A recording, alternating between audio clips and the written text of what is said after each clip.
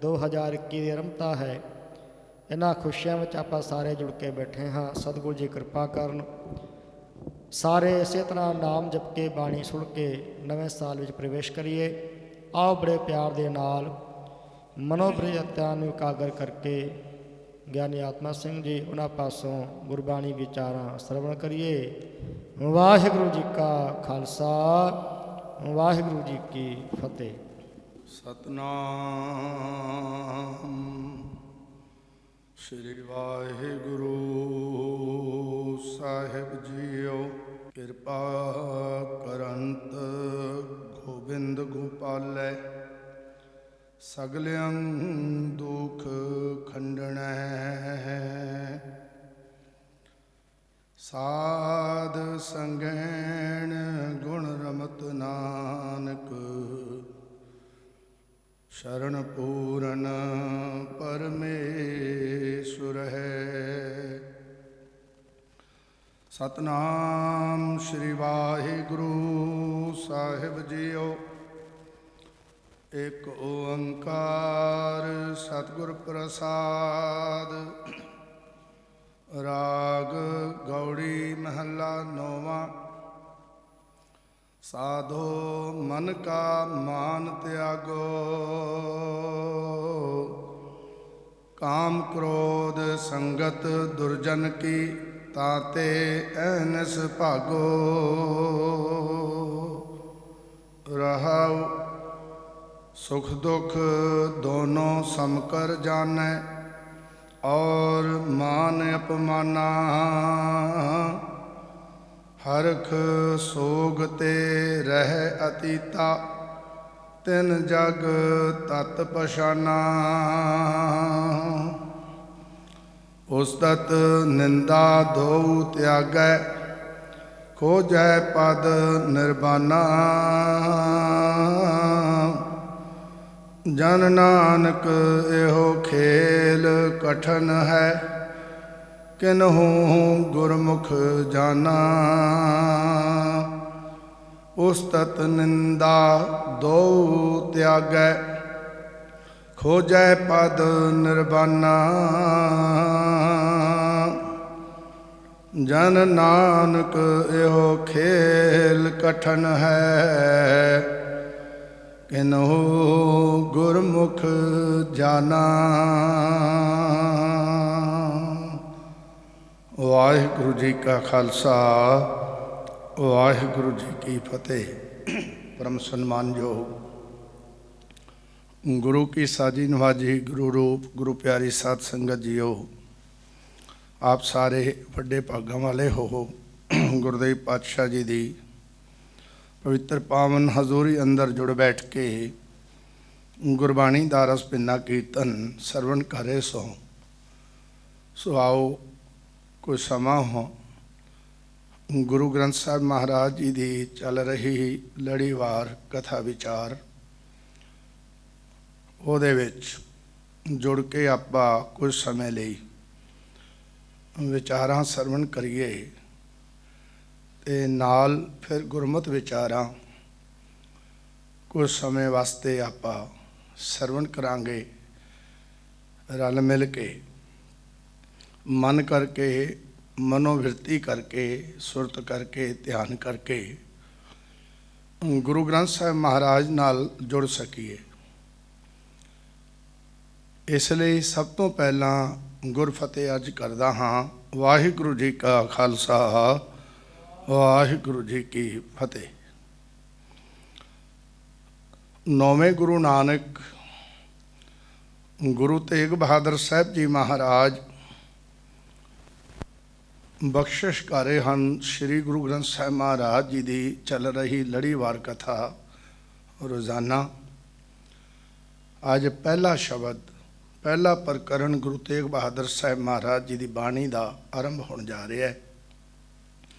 ਸਭ ਤੋਂ ਪਹਿਲਾਂ ਸਤਿਗੁਰੂ ਜੀ ਨੇ ਆਪਣੇ ਇਸ਼ਟ ਪਰਿਪੂਰਨ ਪਰਮੇਸ਼ਵਰ ਉਸ ਵਾਹਿਗੁਰੂ ਨੂੰ ਯਾਦ ਕੀਤਾ ਹੈ। ਇੱਕ ਓੰਕਾਰ ਸਤਿਗੁਰ ਪ੍ਰਸਾਦ, ਜੋ ਸਤਿਗੁਰੂ ਦੀ ਮਿਹਰ ਨਾਲ जिस दा मिलाप है, जन्म देण वाला, पालना करन वाला, अंत करन वाला, वो एक है। और उस एक दी प्राप्ति सतगुरु दी मेहर नाल, सतगुरु दी कृपा नाल हुंदी है। राग गौड़ी, राग गौड़ी है, गौड़ी राग दियां सुरां ने। और ये गौड़ी राग सतगुरु जी ने शुद्ध गौड़ी गायन की है, महला 9वां। क्योंकि गुरु ग्रंथ साहब के अंदर मिश्रण गौड़ी राग ते रागणियाँ तकरीबन 11 ढंग की गौड़ी गायन की गई है। कोई गौड़ी माला है, कोई गौड़ी मालवा है, कोई गौड़ी मांझ है, पर इतने सतगुरु शुद्ध गौड़ी गायन कर रहे हैं। ये हदायत गायन करने वालियां वास्ते है। शब्द की शुरुआत कर रहे ने, साधो मन का मान त्यागो। बड़े सन्मान नाल, बड़े सत्कार दे नाल सतगुरु जी सत्संगी जनां नूं सन्मान दे रहे ने, साधु कह रहे ने, सत्संगियां नूं गुरु समान समझ रहे ने।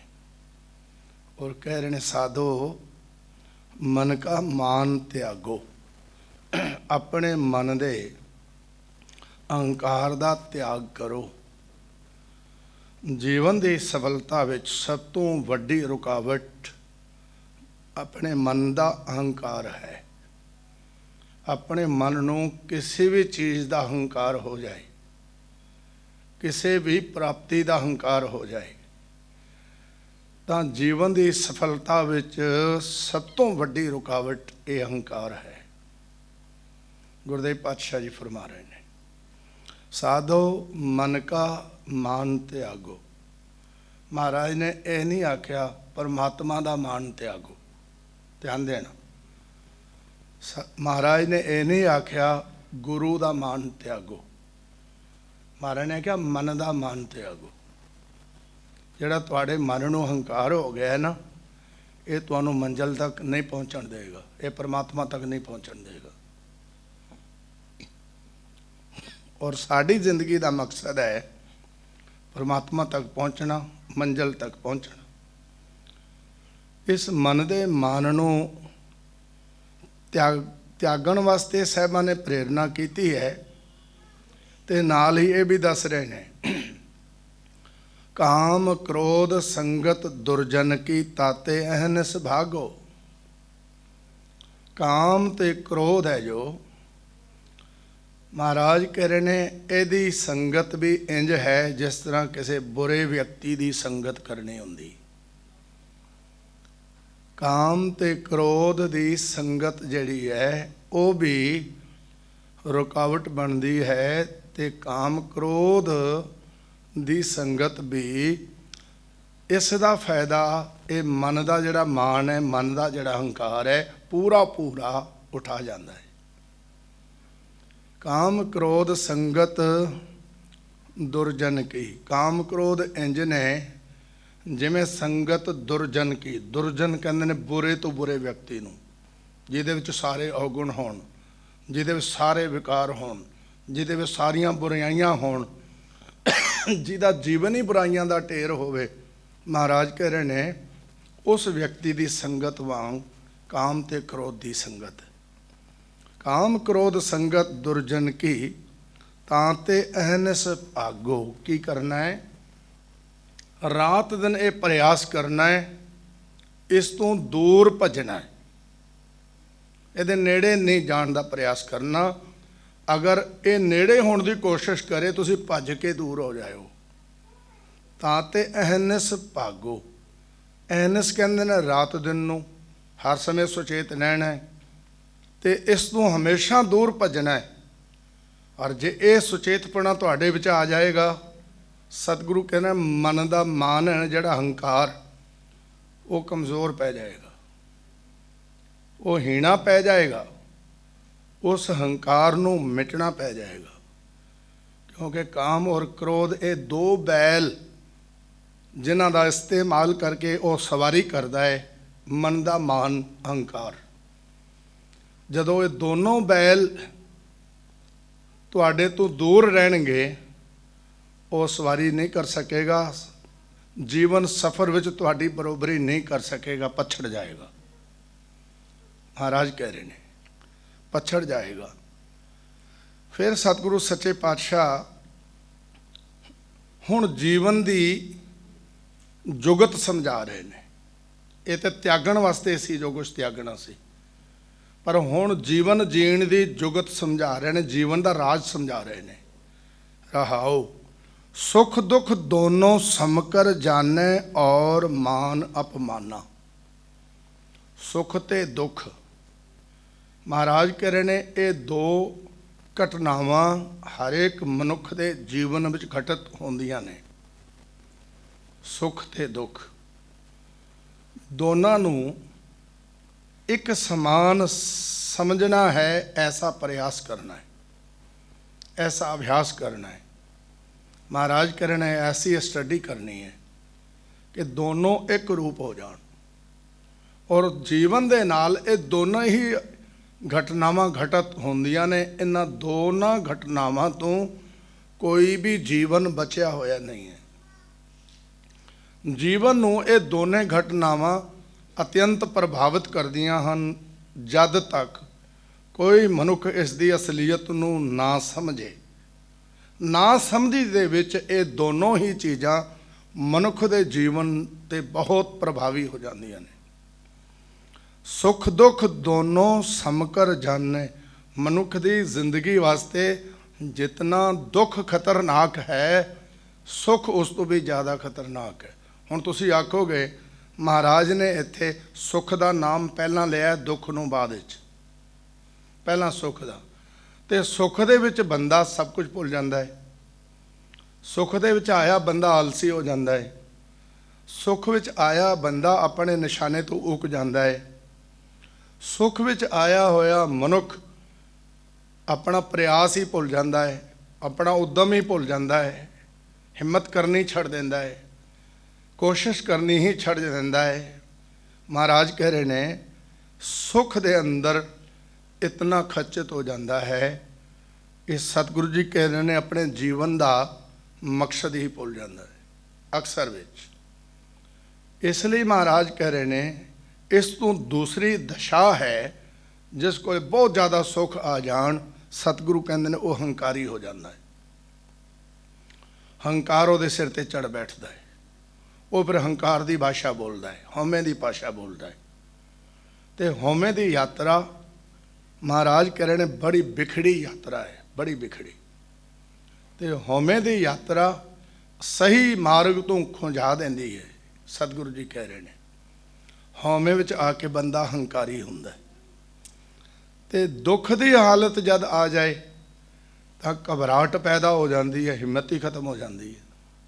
लख जतन करन दे बावजूद भी हिम्मत नहीं जुटा सकता, क्योंकि दुख की घटना जब वापरती है इसनूं प्रभावित कर देंदी है, तो इस दे अंदर घबराहट पैदा हो जाती है। महाराज कह रहे हैं इतनी घबराहट हो जाती है, चाह के भी नहीं चल सकता, चाह के भी नहीं कुछ कर सकता।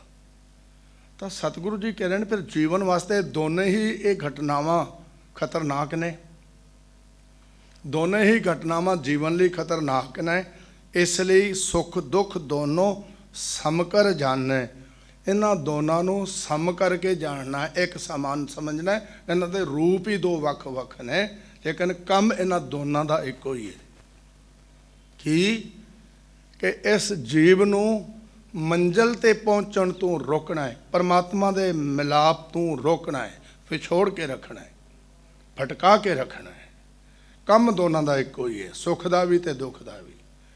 तो सतगुरु कहते हैं दोनों नूं सम करके जानना। जिस व्यक्ति ने दोनों नूं सम करके समझ लिया ना, जिस तरह एक बॉडी दे एक शरीर दे नाल दो पैर लगे होंदे ने, तो एक शरीर नाल दो पैर लगे होंदे ने, तो दोने पैरां नाल चलदा है। जब दोनों पैरों नाल वो चलता है ना, तो महाराज कह रहे हैं दोनों पैरों में फर्क नहीं समझता, वो पहाड़ियाँ भी टप जाता है, वो बिखड़े तो बिखड़े पैंडे भी तय कर जाता है, वो दूर तो दूर तक दे राह भी तय कर जाता है।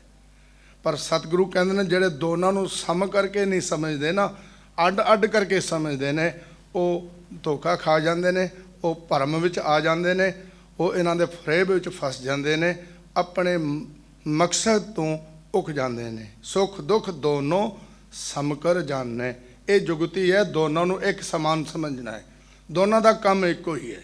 ਮਹਾਰਾਜ ਕਹਿ ਰਹੇ ਨੇ ਜਿਹੜਾ ਸਮ ਕਰ ਲੈਂਦਾ, ਦੋਨਾਂ ਨੂੰ ਇੱਕ ਸਮਾਨ ਸਮਝ ਲੈਂਦਾ ਹੈ, ਫਰਕ ਮਿਟਾ ਦਿੰਦਾ ਹੈ ਦੋਨਾਂ ਦਾ, ਸਤਿਗੁਰੂ ਜੀ ਕਹਿ ਰਹੇ ਨੇ ਉਹ ਜੀਵਨ ਮਕਸਦ ਵਿੱਚ ਕਾਮਯਾਬ ਹੋ ਜਾਂਦਾ ਹੈ।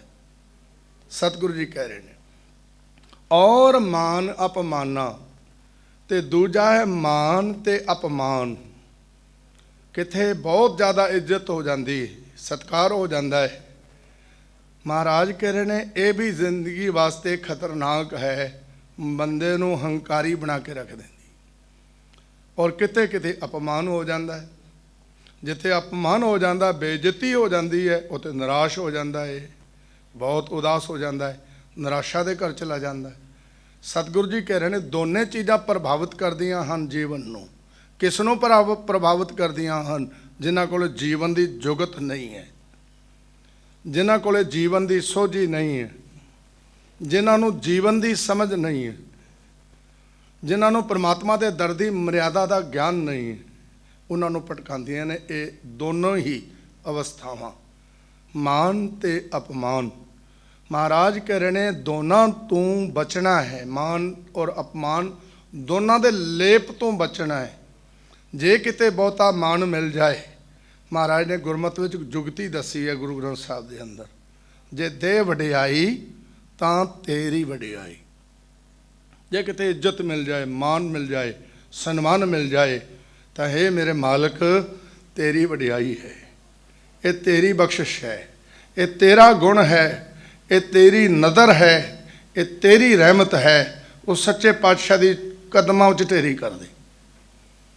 ਤੂੰ ਉਸ ਤੇ ਹੰਕਾਰ ਨਾ ਦਿੱਤਾ, ਨਾ ਸਮਝ ਮੇਰੀ ਯੋਗਤਾ ਹੈ ਇੱਥੇ ਕੋਈ, ਸਮਝੇ ਮਾਲਕ ਦਾ ਗੁਣ ਹੈ, ਉਹਦੀ ਨਦਰ ਹੈ, ਉਹਦੀ ਕਿਰਪਾ ਹੈ, ਉਹਦੀ ਅਨੁਕੰਪਾ ਹੋਈ ਹੈ, ਉਹਦੇ ਦਰ ਤੋਂ ਕਰੁਣਾ ਬਰਸੀ ਹੈ, ਤੇ ਤਾਂ ਜਾ ਕੇ ਮੈਨੂੰ ਕੋਈ ਚੰਗਾ ਕਹਿ ਰਿਹਾ ਹੈ। ਪਰ ਮੇਰੇ ਵਿੱਚ ਤਾਂ ਕੋਈ ਐਸੀ ਯੋਗਤਾ ਨਹੀਂ, ਮੈਂ ਤਾਂ ਆਮ ਵਿਅਕਤੀਆਂ ਵਰਗਾ ਵਿਅਕਤੀ ਹਾਂ। ਮਾਨ ਤੇ ਅਪਮਾਨ, ਪਰ ਕਿਤੇ ਕਿਤੇ ਬੇਇੱਜ਼ਤੀ ਹੋ ਜਾਂਦੀ ਹੈ, ਅਪਮਾਨ ਹੋ ਜਾਂਦਾ ਹੈ। ਕਿਉਂ ਜੀਵਨ ਸਫ਼ਰ ਵਿੱਚ ਵਿਚਰਦਿਆਂ ਹੋਇਆਂ ਇਹ ਦੋ ਘਟਨਾਵਾਂ ਹਰੇਕ ਮਨੁੱਖ ਦੀ ਜ਼ਿੰਦਗੀ ਵਿੱਚ ਆਉਂਦੀਆਂ ਜਾਂਦੀਆਂ ਰਹਿੰਦੀਆਂ ਨੇ, ਇਹਨਾਂ ਤੋਂ ਪ੍ਰਭਾਵਿਤ ਨਹੀਂ ਹੋਣਾ। ਸਤਿਗੁਰੂ ਜੀ ਕਹਿ ਰਹੇ ਨੇ ਪਰ ਜੇ ਕਿਤੇ ਬੇਇੱਜ਼ਤੀ ਹੋ ਜਾਏ, ਅਪਮਾਨ ਹੋ ਜਾਏ, ਉਹ ਤੇ ਉਦਾਸ ਨਹੀਂ ਹੋਣਾ, ਉਹ ਤੇ ਸਿਰ ਸੁੱਟ ਕੇ ਨਹੀਂ ਬਹਿ ਜਾਣਾ, ਉਹਦੇ ਕੰਧਾਂ ਨਾਲ ਸਿਰ ਨਹੀਂ ਮਾਰਨ ਲੱਗ ਜਾਣਾ। ਉੱਥੇ ਕਹਿਣਾ ਹੈ ਮੇਰੇ ਪ੍ਰਭੂ ਮੈਂ ਨਾਚੀਜ਼ ਹਾਂ, ਕਿਸੇ ਜੋਗਾ ਨਹੀਂ, ਪਰ ਤੇਰਾ। ਮੈਂ ਕੁਛ ਵੀ ਨਹੀਂ, ਪਰ ਹਾਂ ਤੇਰਾ, ਤੇ ਮੈਨੂੰ ਮਾਣ ਹੈ ਕਿ ਤੂੰ ਤੇਰਾ ਹਾਂ। ਜੇ ਤੇਰੀ ਕਿਰਪਾ ਰਹੇ, ਬਸ ਤੇਰਾ ਸਹਾਰਾ ਰਹੇ, ਮੈਨੂੰ ਹੋਰ ਕਿਸੇ ਕੋਲੋਂ ਕੀ ਲੈਣਾ। ਕੋਈ ਕੁਛ ਵੀ ਕਹੀ ਜਾਏ, ਮਹਾਰਾਜ ਨੇ ਬਾਣੀ 'ਚ ਲਿਖਿਆ ਹੈ ਕੋਈ ਭਲਾ ਕਹੋ ਭਾਵੇਂ ਬੁਰਾ ਕਹੋ, ਹਮ ਤਨ ਦਿਓ ਹੈ ਢਾਰ। ਮੈਂ ਤਾਂ ਸਿਰ ਤੇਰੇ ਕਦਮਾਂ 'ਤੇ ਰੱਖ ਦਿੱਤਾ ਹੈ। ਹੁਣ ਕੋਈ ਚੰਗਾ ਕਵੇ, ਕੋਈ ਮਾੜਾ ਕਵੇ, ਕਹਿੰਦਾ ਰਵੇ, ਸੰਸਾਰ ਦੀ ਆਦਤ ਹੈ, ਸੰਸਾਰ ਦਾ ਸੁਭਾਅ ਹੈ। ਕੋਈ ਚੰਗਾ ਕਹਿੰਦਾ, ਕੋਈ ਮਾੜਾ ਕਹਿੰਦਾ ਹੈ। ਮੈਂ ਉਹਨਾਂ ਦੇ ਮਗਰ ਥੋੜ੍ਹੀ ਦੌੜਨਾ ਕਿ ਮੈਂ ਉਹਨਾਂ ਦੇ ਕਰਕੇ ਥੋੜ੍ਹੀ ਬਣ ਜਾਵਾਂਗਾ। ਕੋਈ ਮੈਨੂੰ ਚੰਗਾ ਕਹੇਗਾ ਤਾਂ ਚੰਗਾ ਹੋ ਜਾਵਾਂਗਾ, ਤੇ ਮੈਨੂੰ ਕੋਈ ਸਰਟੀਫਿਕੇਟ ਦੇ ਦੇਵੇ ਤੂੰ ਬਹੁਤ ਚੰਗਾ, ਤੇ ਮੈਨੂੰ ਸਰਟੀਫਿਕੇਟ ਦੇ ਦਿੱਤਾ ਉਹਨੇ। ਹੇ ਪ੍ਰਭੂ ਮੈਂ ਤੇਰੀ ਨਜ਼ਰਾਂ ਵਿੱਚ ਚੰਗਾ ਰਹਿਣਾ ਚਾਹੁੰਦਾ, ਮੈਂ ਤੇਰੀ ਦ੍ਰਿਸ਼ਟੀ ਵਿੱਚ ਸਫਲ ਹੋਣਾ ਚਾਹੁੰਦਾ, ਤੇਰੀ ਨਜ਼ਰ ਦੇ ਥੱਲੇ ਰਹਿਣਾ ਚਾਹੁੰਦਾ। ਬਸ ਮੇਰੀ ਇਹ ਅਰਦਾਸ ਹੈ। ਤੇ ਜਦੋਂ ਕੋਈ ਮਨੁੱਖ ਇਸ ਤਰ੍ਹਾਂ ਦੀ ਅਰਦਾਸ ਕਰਨ ਲੱਗ ਜਾਏ, ਸੱਚੇ ਸਾਹਿਬ ਦੀ ਮਿਹਰ ਹੋ ਜਾਂਦੀ, ਬਖਸ਼ਿਸ਼ ਹੋ ਜਾਂਦੀ ਹੈ। ਇਹ ਅਥਾਹ ਨਿਮਰਤਾ, तो ऐसी निमरता जिस व्यक्ति के अंदर आ जाए, मेरा मालिक उस वक्त वो सिर ते हथ रखता है, घबरा ना, मैं तेरे नाल हाँ। मेरे पातशाह जी कह रहे आपस को जो जाने नीचा सौ गनीए सब ते ऊंचा। ये निमरता का प्रतीक है, ये सिद्धांत है उसके दर का। ਜਿਹੜਾ ਵਿਅਕਤੀ ਆਪਣੇ ਆਪ ਨੂੰ ਇਤਨਾ ਨਿਮਰਤਾ ਵਿੱਚ ਲੈ ਆਏ, ਇਤਨਾ ਥੱਲੇ ਲੈ ਆਏ, ਇਤਨਾ ਨੀਚਾ ਸਮਝੇ, ਇਤਨਾ ਛੋਟਾ ਸਮਝੇ, ਇਹ ਮੇਰੇ ਮਾਲਕ ਦੀ ਮਿਹਰ ਹੋ ਜਾਂਦੀ ਹੈ। ਨਿਮਰਤਾ ਇੱਕ ਬਹੁਤ ਵੱਡਾ ਗੁਣ ਹੈ, ਨਿਮਰਤਾ ਇੱਕ ਬਹੁਤ ਵੱਡੀ ਬਰਕਤ ਹੈ। ਜੀਵਨ ਸੰਗਰਾਮ 'ਚ ਕਾਮਯਾਬੀ ਹਾਸਲ ਕਰਨ ਵਾਸਤੇ ਇਹ ਬਹੁਤ ਵੱਡਾ ਹਥਿਆਰ ਹੈ ਨਿਮਰਤਾ। ਮੇਰੇ ਪਾਤਸ਼ਾਹ ਜੀ ਨੇ ਬਾਣੀ 'ਚ ਵੀ ਦੱਸਿਆ ਹੈ। ਗੁਰਦੇਵ ਪਾਤਸ਼ਾਹ ਕਹਿ ਰਹੇ ਨੇ, ਆਪਸ ਕੋ ਜੋ ਜਾਣੇ ਨੀਚਾ ਸੋ ਗਨੀय सब ते ऊंचा। एक दूसरा पक्ष भी रखे सामने, आपस को दीर्घ कर माने औरन को लगमात। अपने आप ਨੂੰ ਵੱਡਾ ਸਮਝਦਾ ਹੈ, ਬਾਕੀ ਸਾਰੇ ਛੋਟੇ ਨੇ, ਸਭ ਥੱਲੇ ਨੇ ਮੇਰੇ। ਮਹਾਰਾਜ ਕਹਿ ਰਹੇ ਨੇ ਇਹ ਹੰਕਾਰ ਉਹਦੇ ਦਰ ਤੇ ਕਦੇ ਵੀ ਪ੍ਰਵਾਨ ਨਹੀਂ ਹੈ, ਕਦੇ ਵੀ ਕਬੂਲ ਨਹੀਂ ਹੈ। ਸਤਿਗੁਰੂ ਜੀ ਨੇ ਨਿਮਰਤਾ ਦਾ ਪ੍ਰਤੀਕ ਦੱਸਿਆ ਹੈ ਕਿ ਇਹ ਨਿਮਰਤਾ ਇੱਕ ਐਸਾ ਸ਼ਸਤਰ ਹੈ ਕਿ ਜਿਸ ਤਰ੍ਹਾਂ ਹਨੂਮਾਨ ਦੇ ਹੱਥ ਵਿੱਚ ਗੁਰਜ ਦੇਖੀ ਹੋਏਗੀ ਤੁਸੀਂ, ਦੁਰਮਠ ਗੁਰਜ, ਇਹ ਉਹ ਹਥਿਆਰ ਹੈ। ਸਤਿਗੁਰੂ ਨੇ ਬਾਣੀ 'ਚ ਵੀ ਆਖਿਆ ਹੈ। ਗੁਰਦੇਵ ਪਾਤਸ਼ਾਹ ਆਪਣੇ ਸ਼ਬਦਾਂ 'ਚ ਰਹਿਮਤ ਕਰਦੇ ਨੇ ਤੇ ਮੈਂ ਯਤਨ ਕਰਾਂਗਾ ਲੜੀਵਾਰ ਸ਼ਬਦ ਦੀ ਵਿਆਖਿਆ ਤੇ ਇੱਥੇ ਪ੍ਰਕਰਣ ਦੇ ਨਾਲ ਹੀ ਰਵਾਂ, ਕਿਉਂਕਿ ਲੜੀਵਾਰ ਸ਼ਬਦ ਸਮਝ ਆਉਣਾ ਚਾਹੀਦਾ। ਮੈਂ ਬਹੁਤੇ ਪ੍ਰਮਾਣ ਨਹੀਂ ਦੇਣਾ ਚਾਹੁੰਦਾ। ਸਤਿਗੁਰੂ ਕਹਿ ਰਹੇ ਨੇ, ਸੁਖ ਦੁੱਖ ਦੋਨੋਂ ਸਮਕਰ ਜਾਣੇ ਔਰ ਮਾਨ ਅਪਮਾਨਾ। ਮਾਨ ਤੇ ਅਪਮਾਨ ਇੱਕ ਸਮਾਨ, ਸੁਖ ਤੇ ਦੁੱਖ ਇਹ ਵੀ ਦੋਨੋਂ ਇੱਕ ਸਮਾਨ। ਜਿਸ ਵਿਅਕਤੀ ਦੀ ਦ੍ਰਿਸ਼ਟੀ ਵਿੱਚ ਹੋ ਜਾਂਦੇ ਨੇ ਹਰਖ ਸੋਗ ਤੇ ਰਹਿ ਅਤੀਤਾ। ਹਰਖ ਖੁਸ਼ੀ ਤੇ ਸੋਗ ਗਮੀ, ਇਹ ਵੀ ਦੋ ਘਟਨਾਵਾਂ ਹਰ ਇੱਕ ਜੀਵਨ ਦੇ ਨਾਲ ਜੁੜੀਆਂ ਹੋਈਆਂ ਨੇ। ਪਰ ਕੋਈ ਕੋਈ ਜੀਵਨ ਬਹੁਤ ਜ਼ਿਆਦਾ ਪ੍ਰਭਾਵਿਤ ਹੋ ਜਾਂਦਾ ਹੈ। ਕਿਸੇ ਦੇ ਜੀਵਨ ਵਿੱਚ ਖੁਸ਼ੀ ਆ ਜਾਏ, ਉਹ ਟੱਪਣਾ ਹੀ ਆਉਣਾ ਸ਼ੁਰੂ ਹੋ ਜਾਂਦਾ, ਨੱਚਣਾ ਹੀ ਆਉਣਾ ਸ਼ੁਰੂ ਹੋ ਜਾਂਦਾ ਹੈ। ਮਹਾਰਾਜ ਕਹਿ ਰਹੇ ਨੇ, ਪਰ ਕਿਸੇ ਦੇ ਜੀਵਨ 'ਚ ਕੋਈ ਸੋਗ ਆ ਜਾਏ, ਉਹ ਇਤਨਾ ਉਦਾਸ ਹੋ ਜਾਂਦਾ ਹੈ, ਉਹ ਦੀਵਾਰਾਂ ਨਾਲ ਸਿਰ ਮਾਰਨ ਲੱਗ ਜਾਂਦਾ ਹੈ। ਗੁਰਦੇਵ ਪਾਤਸ਼ਾਹ ਕਹਿੰਦੇ ਦੋਨੋਂ ਹੀ ਹਾਲਤਾਂ ਠੀਕ ਨਹੀਂ ਹੈ। ਹਰਖ ਸੋਗ ਤੇ ਰਹਿ ਅਤੀਤਾ। ਅਤੀਤਾ ਕਹਿੰਦੇ ਨੇ, ਅਤੀਤ ਕਹਿੰਦੇ ਨੇ ਵਿਰਕਤ ਨੂੰ, ਨਿਰਲੇਪ। ਇਹਨਾਂ ਦੋਨਾਂ ਚੀਜ਼ਾਂ ਤੋਂ ਨਿਰਲੇਪ ਰਹਿਣਾ। ਤਿੰਨ ਜਗ ਤਤ ਪਛਾਣੋ। ਉਸ ਵਿਅਕਤੀ ਨੇ ਇਸ ਜਗਤ ਦੇ ਅੰਦਰ ਜੀਵਨ ਦੀ ਸਚਾਈ ਨੂੰ ਸਮਝ ਲਿਆ, ਤੱਤ ਨੂੰ ਜਾਣ ਲਿਆ ਕਿ ਇਸ ਜਗਤ ਦਾ ਤੱਤ ਕੀ ਹੈ, ਇਸ ਜਗਤ ਵਿੱਚ ਜੀਵਨ ਜਿਉਣ ਦੀ ਜੁਗਤੀ ਕਿਹੜੀ ਹੈ, ਅਟਲ ਸਚਾਈ ਕਿਹੜੀ ਹੈ। ਤੱਤ ਕਹਿੰਦੇ ਨੇ ਸਚਾਈ ਨੂੰ, ਜੀਵਨ ਦਾ ਤੱਤ ਸਮਝ ਲਿਆ। ਉਹ ਜੀਵਨ ਦਾ ਤੱਤ ਹੀ ਤਾਂ ਸਮਝਣਾ ਹੈ। ਇਹੀ ਤਾਂ ਸਾਡਾ ਅਭਿਆਸ ਹੈ, ਇਹੀ ਤਾਂ ਸਾਡੀ ਸਿਖਲਾਈ ਹੈ। ਇਸੇ ਦੀ ਸਿੱਖਿਆ ਤੇ ਗੁਰਮਤ ਕਰਾਉਂਦੀ ਹੈ ਸਾਨੂੰ। ਗੁਰਮਤ ਵਿਚਾਰ ਇੱਧਰ ਹੀ ਤਾਂ ਲੈ ਕੇ ਆਉਣਾ ਚਾਹੁੰਦੀ ਹੈ ਸਾਨੂੰ ਕਿ ਤੂੰ ਤੱਤ ਨੂੰ ਸਮਝਣਾ ਹੈ। ਮਹਾਰਾਜ ਕਹਿੰਦੇ ਪਤ ਨੂੰ ਨਹੀਂ, ਪਤ ਨੂੰ ਨਹੀਂ।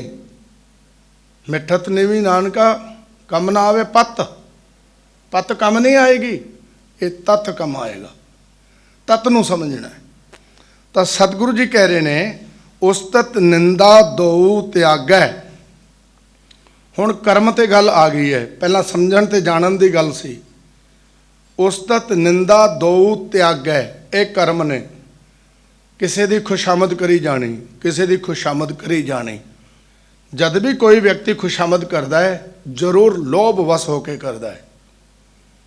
ਜਿਸ ਦੀ ਖੁਸ਼ਾਮਦ ਕਰ ਰਿਹਾ ਹੈ, ਉਸ ਨੂੰ ਜ਼ਰੂਰ ਇਹ ਕੁਝ ਪ੍ਰਾਪਤ ਕਰਨਾ ਚਾਹੁੰਦਾ ਹੈ, ਕੁਝ ਹਾਸਲ ਕਰਨਾ ਚਾਹੁੰਦਾ ਹੈ। ਲੋਭ ਵਸ ਹੋ ਕੇ ਇਹ ਕਰ ਰਿਹਾ ਖੁਸ਼ਾਮਦ। ਮਹਾਰਾਜ ਨੂੰ ਇਹ ਚੀਜ਼ ਠੀਕ ਨਹੀਂ ਲੱਗਦੀ, ਸਹੀ ਨਹੀਂ ਹੈ। ਖੁਸ਼ਾਮਦ ਕੀ ਹੈ? ਜਿਤਨੇ ਜੋਗਾ ਉਹ ਹੈ ਉਸ ਤੋਂ ਵਧਾ ਕੇ ਉਸ ਨੂੰ ਦਰਸਾਇਆ ਜਾ ਰਿਹਾ ਹੈ। ਜਿਤਨੇ ਜੋਗਾ ਉਹ ਹੈ ਦੀਵੇ ਜੋਗਾ, ਪਰ ਉਸ ਨੂੰ ਲਾਲਟਨ ਜੋਗਾ ਦੱਸ ਦਿੱਤਾ ਹੈ। ਉਹ ਲਾਲਟਨ ਜੋਗਾ, ਉਸ ਨੂੰ ਸੂਰਜ ਜੋਗਾ ਦੱਸਿਆ ਜਾ ਰਿਹਾ ਹੈ, ਚੰਦਰਮਾ ਜੋਗਾ ਦੱਸਿਆ ਜਾ ਰਿਹਾ ਹੈ। ਮਹਾਰਾਜ ਕਹਿ ਰਹੇ ਨੇ, ਇਸ ਨੂੰ ਕਹਿੰਦੇ ਨੇ ਖੁਸ਼ਾਮਦ। ਸਤਿਗੁਰੂ ਕਹਿੰਦੇ ਉਸਤਤ ਨਿੰਦਾ, ਤੇ ਕਿਸੇ ਦੀ ਨਿੰਦਿਆ ਕਰਨੀ, ਇਹ ਸਭ ਤੋਂ ਭੈੜਾ ਰੋਗ ਹੈ। ਮਹਾਰਾਜ ਨੇ ਸਭ ਤੋਂ ਵੱਡੀ ਬੁਰਾਈਆਂ ਵਿੱਚ ਇਹਨਾਂ ਚੀਜ਼ਾਂ ਨੂੰ ਸ਼ਾਮਿਲ ਕੀਤਾ ਹੈ। ਕਿਸੇ ਦੀ ਨਿੰਦਿਆ ਕੀ ਹੁੰਦੀ ਹੈ? ਜਿੰਨੇ ਜੋਗਾ ਕੋਈ ਹੈ ਉਸ ਨੂੰ ਘੱਟ ਕਰਕੇ ਉਸ ਨੂੰ ਬਿਆਨ ਕਰਨ, ਕਟਿੰਗ ਕਰਕੇ ਉਸ ਨੂੰ ਬਿਆਨ ਕਰਨਾ।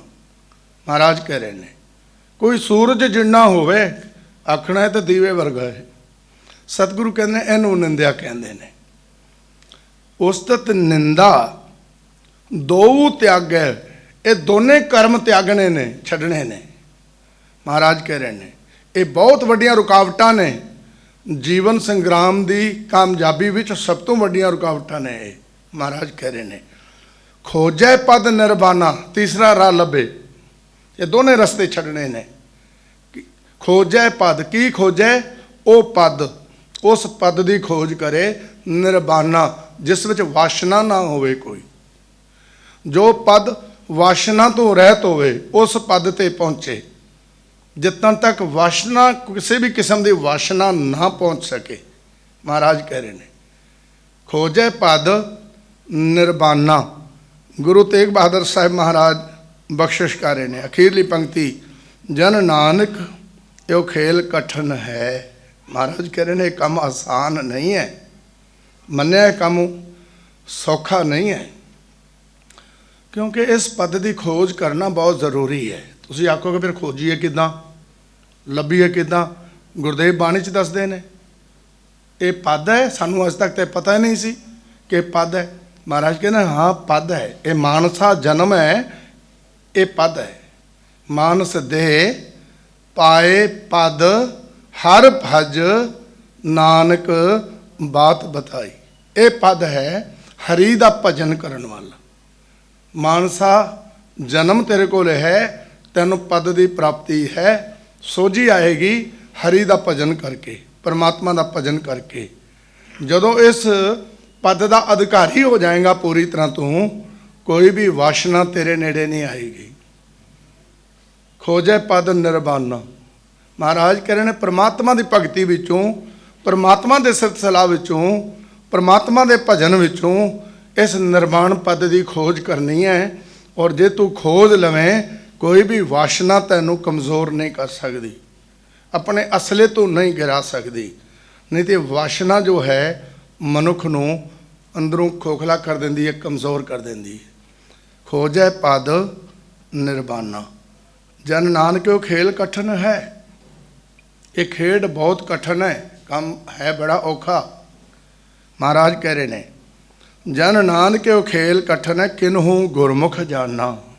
ਕਿਸੇ ਵਿਰਲੇ ਨੇ ਗੁਰਮੁਖ ਬਣ ਕੇ, ਗੁਰੂ ਦੀ ਸ਼ਰਨ ਵਿੱਚ ਆ ਕੇ, ਗੁਰੂ ਦੇ ਸਨਮੁਖ ਹੋ ਕੇ, ਗੁਰੂ ਦੀ ਸਿੱਖਿਆ ਦਾ ਧਾਰਨੀ ਹੋ ਕੇ ਇਸ ਖੇਡ ਨੂੰ ਸਮਝਿਆ ਹੈ। ਕਿਸੇ ਵਿਰਲੇ ਨੇ। ਮਹਾਰਾਜ ਕਹਿ ਰਹੇ ਨੇ ਆਪਣੇ ਆਪਣੇ ਮਤ ਨਾਲ ਤੇ ਸਾਰੇ ਚੱਲ ਰਹੇ ਨੇ। ਮਹਾਰਾਜ ਕਹਿੰਦੇ ਨੇ ਖੇਡ ਸਮਝ ਨਹੀਂ ਆਏਗੀ। ਉਹਨਾਂ ਵਾਸਤੇ ਬੜੀ ਕਠਿਨ ਹੈ ਖੇਡ, ਬਹੁਤ ਔਖੀ ਹੈ। ਪਰ ਗੁਰਮੁਖ ਹੋ ਜਾਏ, ਗੁਰੂ ਕੋਲ ਆ ਜਾਏ, ਗੁਰੂ ਦੀ ਸ਼ਰਨ ਵਿੱਚ ਆ ਜਾਏ, ਗੁਰੂ ਦੇ ਕਦਮਾਂ 'ਤੇ ਸਿਰ ਰੱਖ ਦੇਵੇ ਕਿ ਹੇ ਮੇਰੇ ਪਾਤਸ਼ਾਹ, ਮੇਰਾ ਸਿਰ ਤੁਹਾਡੇ ਕਦਮਾਂ 'ਤੇ, ਤੁਸੀਂ ਆਪਣੀ ਮੱਤ ਦਿਓ, ਮੈਂ ਆਪਣੇ ਮਕਸਦ ਵਿੱਚ ਕਾਮਯਾਬ ਹੋ ਜਾਵਾਂ। ਗੁਰੂ ਫਿਰ ਰਹਿਮਤ ਕਰਦਾ। ਗੁਰ ਕੀ ਮੱਤ ਤੂੰ ਲਹਿ ਇਆਨੇ, ਭਗਤ ਬਿਨਾ ਬਹੁ ਡੂਬੇ ਸਿਆਣੇ। ਸੰਸਾਰ 'ਚ ਸਿਆਣਿਆਂ ਦੀ ਘਾਟ ਨਹੀਂ ਹੈ, ਪਰ ਸਿਆਣੇ ਹੋ ਕੇ ਵੀ ਡੁੱਬ ਜਾਏ ਫਿਰ ਇਸ ਤੋਂ ਵੱਡਾ ਨੁਕਸਾਨ ਕੀ ਹੈ? ਸਾਰਾ ਸੰਸਾਰ ਆ ਕੇ ਸਿਆਣਾ, ਫਲਾਣਾ ਬੰਦਾ ਸਿਆਣਾ, ਫਲਾਣਾ ਬੰਦਾ ਸਿਆਣਾ, ਔਰ ਸਿਆਣਾ ਸਭ ਤੋਂ ਪਹਿਲਾਂ ਡੁੱਬ ਰਿਹਾ ਹੋਵੇ। ਮਹਾਰਾਜ ਕਹਿ ਰਹੇ ਨੇ ਕਾਹਦੀ ਸਿਆਣਪਤ ਹੈ ਫਿਰ? ਸਤਿਗੁਰੂ ਜੀ ਗੱਲ ਕਹਿ ਰਹੇ ਨੇ ਗੁਰੂ ਦੀ ਮੱਤ ਦੇ ਨਾਲ ਇਹ ਕਾਮਯਾਬੀ ਹਾਸਲ ਹੋ ਸਕਦੀ ਹੈ। ਇੱਕ ਕਠਿਨ ਖੇਡ ਵਿੱਚ ਕਾਮਯਾਬੀ ਪ੍ਰਾਪਤ ਹੋ ਸਕਦੀ ਹੈ। ਐਸਾ ਨੌਵੇਂ ਗੁਰੂ ਨਾਨਕ, ਗੁਰੂ ਤੇਗ ਬਹਾਦਰ ਸਾਹਿਬ ਮਹਾਰਾਜ ਫਰਮਾਨ ਕਰ ਰਹੇ ਹਨ ਇਸ ਸ਼ਬਦ ਦੇ ਅੰਦਰ। ਸਤ ਸੰਗਤ, ਸਤਿਗੁਰੂ ਸੱਚੇ ਪਾਤਸ਼ਾਹ ਬੜੀ ਮਹਾਨ ਸਿੱਖਿਆ ਸਾਨੂੰ ਦੇ ਰਹੇ ਨੇ। ਆਪਾਂ ਸਾਰੇ ਗੁਰੂ ਦੀ ਗੋਦ ਵਿੱਚ ਅੱਜ ਇਕੱਤਰ ਹੋ ਕੇ ਬੈਠੇ ਹਾਂ।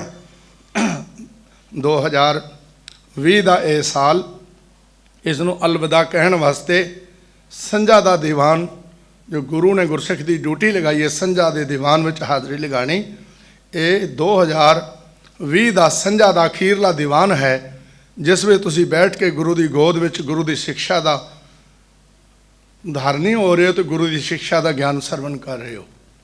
ਤੇ ਗੁਰੂ ਨੇ ਕੀ ਸਮਝਾਇਆ ਹੈ ਸਾਨੂੰ? ਸਭ ਤੋਂ ਪਹਿਲਾਂ ਗੁਰੂ ਨੇ ਕੀ ਆਖਿਆ?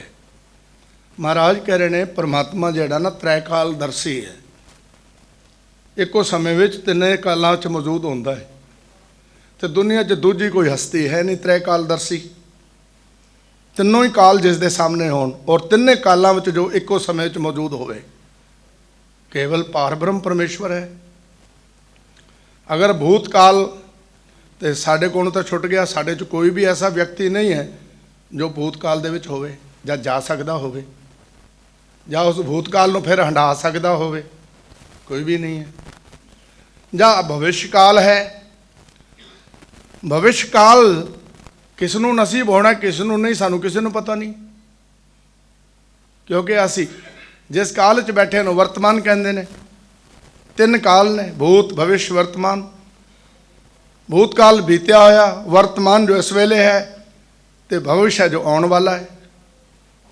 ਤੇ ਉਹ ਪਰਮਾਤਮਾ ਤ੍ਰੈ ਕਾਲਦਰਸ਼ੀ 3 ਕਾਲਾਂ ਵਿੱਚ ਮੌਜੂਦ ਹੈ ਇੱਕੋ ਸਮੇਂ ਵਿੱਚ। ਇਸ ਲਈ ਗੁਰਦੇਵ ਪਾਤਸ਼ਾਹ ਨੇ ਇੱਕ ਬੜੀ ਕਮਾਲ ਦੀ ਗੱਲ ਸਾਨੂੰ ਸਮਝਾਈ ਹੈ। ਮਹਾਰਾਜ ਕਹਿ ਰਹੇ ਨੇ ਉਹ ਜੋ ਪਾਰ ਬ੍ਰਹਮ ਪਰਮੇਸ਼ਵਰ ਹੈ ਨਾ, ਤੁਸੀਂ ਉਸ ਅਕਾਲ ਦੇ ਨਾਲ ਜੁੜਨਾ ਹੈ। ਜੇ ਤੁਸੀਂ ਉਸ ਅਕਾਲ ਦੇ ਨਾਲ ਜੁੜ ਜਾਓਗੇ, ਕਾਲ ਜਿਹੜਾ ਹੈ ਨਾ, ਇਸ ਦਾ ਤੁਸੀਂ ਇਸਤੇਮਾਲ ਕਰਨਾ ਹੈ, ਇਸ ਤੋਂ ਨਫ਼ਰਤ ਨਹੀਂ ਕਰਨੀ, ਇਸ ਦਾ ਤਾਂ ਇਸਤੇਮਾਲ ਕਰਨਾ ਹੈ। ਇਹ ਤਾਂ ਤੁਹਾਨੂੰ ਗੱਡੀ ਮਿਲੀ ਹੋਈ ਹੈ ਜਿਹਦੇ ਤੇ ਸਫ਼ਰ ਕਰਨਾ ਤੁਸੀਂ। ਕਾਲ ਤਾਂ ਇੱਕ ਗੱਡੀ ਮਿਲੀ ਹੋਈ ਹੈ, ਇਸ ਤੇ ਸਫ਼ਰ ਕਰਨਾ ਹੈ। ਕਾਲ ਤੇ ਸਪੇਸ, ਇਹ 2 ਚੀਜ਼ਾਂ ਦੀ ਪ੍ਰਾਪਤੀ, ਜਗ੍ਹਾ ਅਸਥਾਨ, ਅਸਥਾਨ ਤੇ ਸਮਾਂ, ਇਹ 2 ਚੀਜ਼ਾਂ ਸਾਨੂੰ ਮਿਲੀਆਂ ਹੋਈਆਂ ਰਹਿਣ ਵਾਸਤੇ।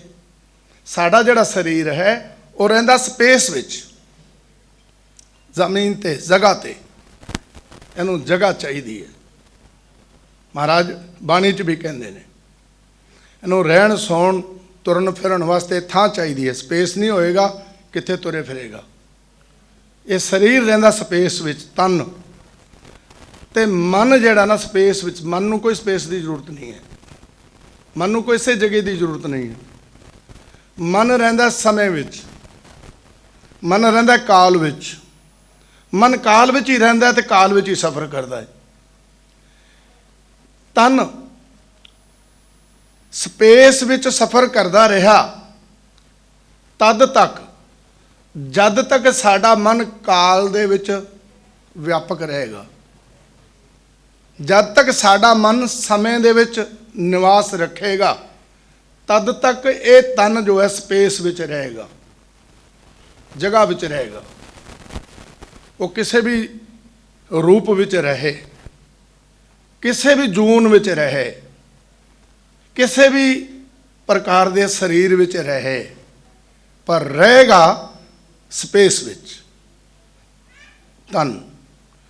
ਮਹਾਰਾਜ ਦੀ ਬਾਣੀ 'ਚ ਆਖਿਆ ਹੈ, ਕਈ ਜਨਮ ਹੈ ਕੀਟ ਪਤੰਗਾ, ਕਈ ਜਨਮ ਗਜਮੀਨ ਕੁਰੰਗਾ। ਇਹਦਾ ਮਤਲਬ ਇਹ ਹੀ ਹੈ, ਸਪੇਸ ਤਾਂ ਹੈ ਨਾ,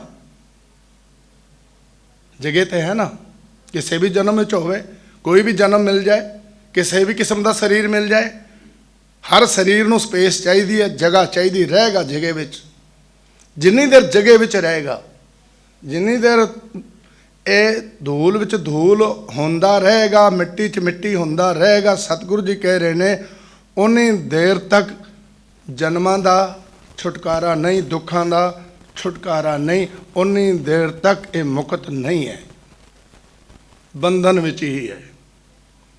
ਸਤਿਗੁਰੂ ਜੀ ਕਹਿ ਰਹੇ ਨੇ ਮਨ ਰਹੇਗਾ ਕਾਲ ਵਿੱਚ ਤੇ ਬਾਰੰਬਾਰ ਤਨ ਦੀ ਪ੍ਰਾਪਤੀ ਕਰਵਾਏਗਾ। ਤਨ ਆ ਜਾਏਗਾ ਸਪੇਸ ਵਿੱਚ, ਇਹ ਤਨ ਦਾ ਇਸਤੇਮਾਲ ਕਰੇਗਾ, ਕਿਉਂਕਿ ਤਨ ਨੂੰ ਯੂਜ਼ ਕਰਦਾ ਹੈ ਮਨ।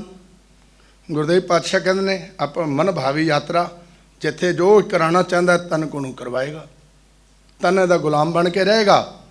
ਮਹਾਰਾਜ ਕਹਿ ਰਹੇ ਨੇ ਮਨ ਸਪੇਸ ਵਿੱਚ ਰਹਿ ਕੇ ਦਾ ਯੂਜ਼ ਕਰਦਾ ਰਹੇਗਾ, ਔਰ ਹਮੇਸ਼ਾ ਹੀ ਮਨ ਜੋ ਹੈ ਮਿਸਯੂਜ਼ ਕਰਦਾ ਹੈ। ਉਹ ਤੁਸੀਂ ਗੱਲ ਸਮਝ ਸਕਦੇ ਹੋ, ਸਾਰੇ ਗੁਰਬਾਣੀ ਪੜ੍ਹਨ ਵਾਲੇ ਹੋ। ਤਾਂ ਸਤਿਗੁਰੂ ਬਾਣੀ ਦੇ ਰਾਹੀਂ ਸਾਨੂੰ ਇਹ ਗੱਲ ਸਮਝਾਉਣਾ ਕਰਦੇ ਨੇ ਸੁਚੱਜੇ ਢੰਗ ਦੇ ਨਾਲ। ਹੁਣ ਕਰਨਾ ਕੀ ਹੈ? ਜਿਹੜਾ ਇਸ ਤਨ ਦੀ ਤਾਂ ਉਮਰ ਬਣਾ ਦਿੱਤੀ, ਔਰ ਮਹਾਰਾਜ ਨੇ ਸਪੇਸ ਦੇ ਦਿੱਤੀ ਵੀ ਇਹ ਜਗਤ ਵਿੱਚ ਤੁਸੀਂ ਰਹਿਣਾ, ਔਰ ਮਨ ਇਸ ਸਰੀਰ ਦੀ ਉਮਰ ਬਣਾ ਦਿੱਤੀ। ਇਤਨੇ ਸਾਲ ਤੱਕ ਤੁਸੀਂ ਇਸ ਸਰੀਰ ਵਿੱਚ ਰਹਿਣਾ ਤੇ ਇੰਨੇ ਸਾਲ ਤੋਂ ਬਾਅਦ ਇਸ ਸਰੀਰ ਨੂੰ ਛੱਡਣਾ ਹੈ। ਅਗਲੀ ਕੋਈ ਗਰੰਟੀ ਨਹੀਂ ਹੈ, ਅਗਲੀ ਕੋਈ ਗਰੰਟੀ ਨਹੀਂ ਹੈ ਵੀ ਅੱਗੇ ਕੀ ਹੋਣਾ ਤੁਹਾਡੇ ਨਾਲ। ਪਰ ਹਾਂ, ਗੁਰੂ ਪਰਉਪਕਾਰੀ ਹੁੰਦਾ ਹੈ, ਇਸ ਲਈ ਗੁਰੂ ਨੇ ਆਪਣੇ ਸ਼ਬਦਾਂ ਵਿੱਚ, ਮੈਸੇਜ ਵਿੱਚ, ਸੁਨੇਹੇ ਵਿੱਚ ਆਗਾਹ ਕੀਤਾ ਹੈ, ਸਾਵਧਾਨ ਕੀਤਾ ਇਸ ਨੂੰ ਕਿ ਮੈਂ ਬੜਿਆਂ ਨੂੰ ਦੇਖਿਆ ਦੁਰਦਸ਼ਾ ਹੁੰਦਿਆਂ, ਮੈਂ ਬੜਿਆਂ ਨੂੰ ਦੇਖਿਆ ਕੋਲੂ ਵਿੱਚ ਪਿੜਦਿਆਂ, ਮੈਂ ਬੜਿਆਂ ਨੂੰ ਦੇਖਿਆ ਸਜ਼ਾਵਾਂ ਕੱਟਦਿਆਂ, ਰੋਂਦਿਆਂ ਕੁਰਲਾਉਂਦਿਆਂ। ਮਹਾਰਾਜ ਕਹਿ ਰਹੇ ਨੇ ਉੱਥੇ ਕੋਈ ਬਾਂਹ ਨਹੀਂ ਪਕੜਦਾ, ਕੋਈ ਬਾਂਹ ਨਹੀਂ ਪਕੜਦਾ, ਕੋਈ ਸਹਾਇਤਾ ਨਹੀਂ ਕਰਦਾ। ਔਰ ਮਹਾਰਾਜ ਨੇ ਬਾਣੀ 'ਚ ਕਹਿ ਦਿੱਤਾ ਕਿ ਅੰਤਕਾਲ ਸੰਗੀ ਨਹਿ ਕੋਊ, ਅੰਤਕਾਲ ਸੰਗੀ ਨਹਿ ਕੋਊ। ਅੰਤਕਾਲ ਕੋਈ ਸਾਥੀ ਨਹੀਂ ਬਣੇਗਾ, ਇਹ ਗੱਲ ਯਾਦ ਰੱਖ ਤੂੰ ਚੰਗੀ ਤਰ੍ਹਾਂ, ਤੇ ਪਹਿਲਾਂ ਹੀ ਸੁਚੇਤ ਹੋ ਜਾ। ਕੀ ਕਰਾਂ? ਮਹਾਰਾਜ ਕਹਿੰਦੇ ਪਰਮਾਤਮਾ ਦਾ ਭਜਨ ਕਰ, ਪਰਮਾਤਮਾ ਦਾ ਸਿਮਰਨ ਕਰ, ਵਾਹਿਗੁਰੂ ਦੀ ਭਗਤੀ ਕਰ, ਉਹਦੇ ਗੁਣਾਂ ਦਾ ਧਾਰਨੀ ਹੋ, ਉਹਦੇ ਗੁਣਾਂ ਨੂੰ ਗਾਇਨ ਕਰ, ਉਹਦੇ ਗੁਣਾਂ ਨਾਲ ਜੁੜ ਜਾ। ਇਹ ਗੁਣ ਤੈਨੂੰ ਸਿੱਧਾ ਪਰਮਾਤਮਾ ਤੱਕ ਲੈ ਜਾਣਗੇ, ਇਹ ਗੁਣ ਪ੍ਰਭੂ ਤੱਕ ਲੈ ਜਾਣਗੇ, ਪਰਮਾਤਮਾ ਤੱਕ ਲੈ ਜਾਣਗੇ। ਤੈਨੂੰ ਇਹ ਮੁਸੀਬਤ ਕਦੇ ਵੀ ਨਹੀਂ ਆਵੇਗੀ ਕਿ ਤੈਨੂੰ ਕੋਲੂ ਵਿੱਚ ਪੀੜਿਆ ਜਾਏ, ਤੈਨੂੰ ਹੋਰ ਸਜ਼ਾਵਾਂ ਦਿੱਤੀਆਂ ਜਾਣ। ਇਹ ਮੁਸੀਬਤ ਕਦੇ ਨਹੀਂ ਆਏਗੀ। ਮਹਾਰਾਜ ਕਹਿ ਰਹੇ ਨੇ ਕਿ ਬੈਠਾ ਕੱਢ ਵਹੀ, ਇਹ ਮੁਸੀਬਤ ਕਦੇ ਨਹੀਂ ਆਏਗੀ ਤੇਰੇ ਵਾਸਤੇ। ਬਖਸ਼ਿਸ਼ ਹੋ ਜਾਏਗੀ। ਧਰਮ ਰਾਏ ਦਰ ਕਾਗਦ ਫਾਰੇ, ਜਨ ਨਾਨਕ ਲੇਖਾ ਸਮਝਾ। ਸਤਿਗੁਰੂ ਬਾਣੀ 'ਚ ਗਵਾਹੀ ਦੇ ਰਹੇ ਨੇ ਕਿ ਇਹ ਬਖਸ਼ਿਸ਼ ਦਾ ਤੂੰ ਪਾਤਰ ਹੋ ਸਕਦਾ ਹੈ ਅਗਰ ਤੂੰ ਇਹ ਕੰਮ ਕਰ ਲਵੇਂ, ਪਰਮਾਤਮਾ ਦਾ ਭਜਨ ਕਰਕੇ, ਪ੍ਰਭੂ ਦੀ ਬੰਦਗੀ ਕਰਕੇ। ਇਸ ਸਰੀਰ ਵਿੱਚ ਰਹਿ ਕੇ ਇਸ ਮਨ ਨੂੰ ਕਾਲ ਵਿੱਚੋਂ ਕੱਢਣਾ ਹੈ, ਕਾਲ ਦਾ ਇਸਤੇਮਾਲ ਕਰਕੇ ਕਾਲ ਵਿੱਚੋਂ ਕੱਢਣਾ ਹੈ। ਕਾਲ ਨੂੰ ਗੱਡੀ ਸਮਝਣਾ ਹੈ, ਉਹਦੇ ਸਫ਼ਰ ਜਿਸ ਤਰ੍ਹਾਂ ਕਰੀਦਾ ਹੁੰਦਾ ਹੈ। ਤੇ ਮਹਾਰਾਜ ਕਹਿੰਦੇ ਨੇ ਆਪਣੇ ਮਕਸਦ ਵਾਸਤੇ ਗੱਡੀ ਰੱਖੀ ਹੁੰਦੀ ਹੈ, ਸਭ ਨੇ ਸਫ਼ਰ ਕਰਨ ਵਾਸਤੇ। ਗੱਡੀ ਨੂੰ ਜ਼ਿੰਦਗੀ ਦਾ ਮਕਸਦ ਨਹੀਂ ਸਮਝਿਆ ਹੁੰਦਾ। ਮਕਸਦ ਮੰਜ਼ਿਲ ਹੁੰਦੀ ਹੈ, ਗੱਡੀ ਮਕਸਦ ਨਹੀਂ ਹੁੰਦੀ। ਕਾਲ ਮਕਸਦ ਨਹੀਂ ਹੈ, ਮਕਸਦ ਅਕਾਲ ਹੈ, ਪਰਮਾਤਮਾ ਹੈ, ਈਸ਼ਵਰ ਹੈ, ਨਿਰੰਕਾਰ ਹੈ, ਉਹ ਮੰਜ਼ਿਲ ਹੈ ਸਾਡੀ। ਫਿਰ ਮੇਰੇ ਪਾਤਸ਼ਾਹ ਨੇ ਫਿਰ ਪ੍ਰੇਰਨਾ ਕੀਤੀ, ਤੂੰ ਜੁੜ ਜਾ ਸ਼ਬਦ ਨਾਲ, ਜੁੜ ਜਾ ਸ਼ਬਦ ਨਾਲ। ਕਿਉਂ? ਤੈਨੂੰ ਰਾਹ ਲੱਭਣ ਦੀ ਲੋੜ ਹੀ ਨਹੀਂ ਹੈ, ਸਭ ਕੁਝ ਸ਼ਬਦ ਦੱਸੇਗਾ। ਸਾਰਾ ਗਿਆਨ ਸ਼ਬਦ ਤੈਨੂੰ ਦਿੰਦਾ ਜਾਏਗਾ ਨਾਲ ਨਾਲ। ਮਹਾਰਾਜ ਕਹਿ ਰਹੇ ਨੇ ਕਿਹੜਾ ਰਾਹ ਜਿੱਥੋਂ ਤੂੰ ਆਇਆ, ਇਹ ਸ਼ਬਦ ਲੈ ਕੇ ਆਇਆ ਤੈਨੂੰ, ਸ਼ਬਦ ਨਾਲ ਤੇਰੀ ਉਤਪਤੀ ਹੋਈ ਹੈ। ਮਹਾਰਾਜ ਕਹਿ ਰਹੇ ਨੇ ਤੇ ਸ਼ਬਦ ਹੀ ਤੈਨੂੰ ਲੈ ਕੇ ਪਹੁੰਚ ਜਾਏਗਾ, ਤੈਨੂੰ ਤਾਂ ਭਟਕਣ ਦੀ ਲੋੜ ਹੀ ਨਹੀਂ ਹੈ। ਤਾਂ ਆਪਣੇ ਮਨ ਨੂੰ ਸ਼ਬਦ ਨਾਲ ਜੋੜ ਦੇ। ਸਤਿਗੁਰੂ ਨੇ ਦੂਸਰੀ ਜੁਗਤ ਔਰ ਆਸਾਨ ਤਰੀਕਾ ਦੱਸ ਦਿੱਤਾ। ਮਹਾਰਾਜ ਕਹਿ ਰਹੇ ਨੇ ਤੇ ਇਸ ਪਦ ਤੇ, ਮਾਨਸਾ ਦੇਹੀ ਦੇ ਪਦ ਤੇ ਬੈਠ ਕੇ ਤੂੰ ਭਜਨ ਕਰਨਾ ਹੈ ਪਰਮਾਤਮਾ ਦਾ। ਹੁਣ ਤੇਰੀ ਮਰਜ਼ੀ ਹੈ, ਤੂੰ ਰਾਮ ਰਾਮ ਆਖ, ਤੇਰੀ ਮਰਜ਼ੀ ਹੈ ਤੂੰ ਅੱਲਾ ਅੱਲਾ ਆਖ, ਤੇਰੀ ਮਰਜ਼ੀ ਹੈ ਤੂੰ ਵਾਹਿਗੁਰੂ ਵਾਹਿਗੁਰੂ ਕਹਿ, ਤੇਰੀ ਮਰਜ਼ੀ ਹੈ। ਉਹਨੇ ਤੈਨੂੰ ਖੁੱਲ੍ਹ ਦਿੱਤੀ ਹੈ, ਲੈਂਗੁਏਜ ਜੋ ਮਰਜ਼ੀ ਯੂਜ਼ ਕਰ, ਤੇਰੀ ਖੁਸ਼ੀ ਹੈ, ਤੇਰੀ ਮਰਜ਼ੀ।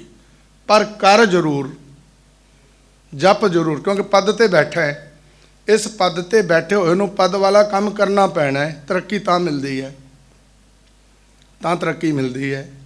ਮਹਾਰਾਜ ਕਹਿ ਰਹੇ ਨੇ ਅੰਤ ਵੇਲੇ ਸਰੀਰ ਤੇ ਸਾਰਿਆਂ ਨੇ ਛੱਡਣਾ ਹੈ, ਕਿਉਂਕਿ ਹਮੇਸ਼ਾ ਵਾਸਤੇ ਪ੍ਰਮਾਤਮਾ ਨੇ ਕੁਝ ਵੀ ਨਹੀਂ ਬਣਾਇਆ।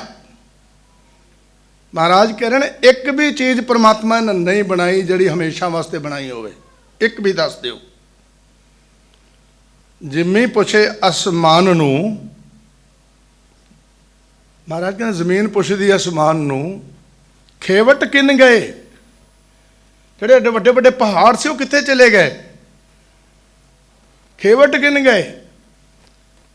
ਤਾਂ ਉਸ ਜ਼ਮੀਨ ਨੇ ਜਵਾਬ ਦਿੱਤਾ ਕਿ ਉਹ ਸਮੇਂ ਦੇ ਵਾਸਤੇ ਰੱਖੇ ਹੋਏ ਸੀ, ਵੱਡੇ ਵੱਡੇ ਦਿਖਾਈ ਦੇ ਰਹੇ ਸੀ, ਸਮੇਂ ਦੇ ਵਿੱਚ ਹੀ ਉਹਨਾਂ ਦਾ ਅੰਤ ਹੋ ਗਿਆ, ਧੱਸ ਗਏ।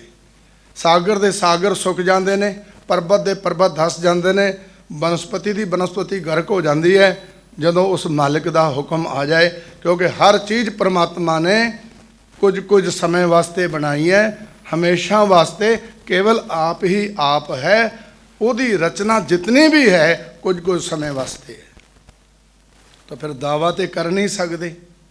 ਗੁਰਦੇਵ ਪਾਤਸ਼ਾਹ ਅਗਲੀ ਗੱਲ ਸਮਝਾਉਂਦੇ ਨੇ, ਹੁਣ ਸਮੇਂ ਦੀ ਜਿਹੜੀ ਵੰਡ ਹੈ, ਧਾਰਮਿਕ ਪੁਰਸ਼ਾਂ ਨੇ, ਵਿਦਵਾਨ ਪੁਰਸ਼ਾਂ ਨੇ 3 ਰੂਪ ਵਿੱਚ ਕੀਤੀ ਹੈ, ਭਵਿਸ਼ ਕਾਲ, ਵਰਤਮਾਨ ਕਾਲ ਔਰ ਭੂਤ ਕਾਲ। ਹੁਣ ਭੂਤ ਕਾਲ ਨਾਲ ਤੇ ਸਾਡਾ ਨਾਤਾ ਟੁੱਟ ਗਿਆ, ਸੰਬੰਧ ਟੁੱਟ ਗਿਆ। ਭੂਤ ਕਾਲ 'ਚ ਗੁਜ਼ਰੇ, ਬਹੁਤ ਸਾਰੇ ਤਜਰਬੇ ਇਕੱਠੇ ਕਰ ਲਏ, ਸਮਾਂ ਬੀਤ ਗਿਆ। ਉਹਨਾਂ ਤਜਰਬਿਆਂ ਨੂੰ ਅਸੀਂ ਹੁਣ ਇਸ ਸਮੇਂ ਵਿੱਚ ਯੂਜ਼ ਕਰਨਾ ਚਾਹੁੰਦੇ ਹਾਂ। ਇਸ ਕਰਕੇ ਤਾਲਮੇਲ ਨਹੀਂ ਬੈਠਦਾ। ਮੈਂ ਇੱਕ ਹਵਾਲਾ ਸੰਸਾਰ ਵਿੱਚ ਦ੍ਰਿਸ਼ਟੀ ਮਾਰ ਕੇ ਘਰਾਂ ਦਾ, ਪਰਿਵਾਰਾਂ ਦਾ, ਗ੍ਰਸਤੀ ਜੀਵਨ ਜਿਹੜੇ ਹਨ ਸਾਡੇ, ਕਿਉਂਕਿ ਮੈਂ ਵੀ ਗ੍ਰਸਤੀ ਹਾਂ, ਇੱਕ ਗੱਲ ਬੜੀ ਪ੍ਰਚਲਿਤ ਹੈ ਵੀ ਸੱਸ ਤੇ ਨੂੰਹ ਦੀ ਬਣਦੀ ਹੀ ਨਹੀਂ। ਤੇ ਰਿਸ਼ਤੇ ਨੂੰ ਬਦਨਾਮ ਕਰਨ ਵਾਲੀ ਗੱਲ ਹੈ। ਨਾ ਬਣਨ ਦਾ ਕਾਰਨ ਕੀ ਹੈ? ਹੁਣ ਸੱਸ ਕੋਲ ਤਜਰਬੇ ਬੜੇ ਨੇ, ਉਹ ਭੂਤ ਕਾਲ ਤੋਂ ਗੁਜ਼ਰ ਕੇ ਆਈ ਹੈ, ਤਜਰਬੇ ਉਹ ਨਾਲ ਉਸਨੇ ਰੱਖੇ ਹੋਏ ਨੇ। ਹੁਣ ਉਹੀ ਤਜਰਬੇ ਉਹ ਇਸ ਸਮੇਂ ਦੇ ਵਿੱਚ ਇਸਤੇਮਾਲ ਕਰਨਾ ਚਾਹੁੰਦੀ ਹੈ ਜਾਂ ਕਰਵਾਉਣਾ ਚਾਹੁੰਦੀ ਹੈ, ਇਸ ਲਈ ਤਾਲਮੇਲ ਨਹੀਂ ਬੈਠ ਰਿਹਾ। ਦੇਖੋ, ਅਸੀਂ ਜਦ ਵੀ ਕਿਸੇ ਬੱਚੀ ਦਾ ਵਿਆਹ ਕਰਨਾ ਹੋਵੇ, ਰਿਸ਼ਤਾ ਲੱਭਣਾ ਹੋਵੇ, ਸਭ ਤੋਂ ਪਹਿਲੀ ਮੰਗ ਕੀ ਹੁੰਦੀ ਹੈ ਕਿ ਤਕਰੀਬਨ ਦੋਨੋਂ ਬੱਚੇ ਬਰਾਬਰ ਹੋਣੇ ਚਾਹੀਦੇ, ਇੱਕੋ ਉਮਰ ਦੇ ਹੋਣੇ ਚਾਹੀਦੇ ਨੇ। ਸਾਲ 6 ਮਹੀਨੇ ਦਾ ਫਰਕ ਹੋਏ, ਜ਼ਿਆਦਾ ਨਾ ਹੋਵੇ। ਜੇ 5-10 ਸਾਲ ਦਾ ਫਰਕ ਹੋਇਆ ਫਿਰ ਹੋਏਗਾ ਕੀ? ਦੋਨਾਂ ਦੇ ਵਿਚਾਰ ਨਹੀਂ ਮਿਲਣਗੇ, ਦੋਨਾਂ ਦੀ ਸੋਚ ਨਹੀਂ ਮਿਲੇਗੀ।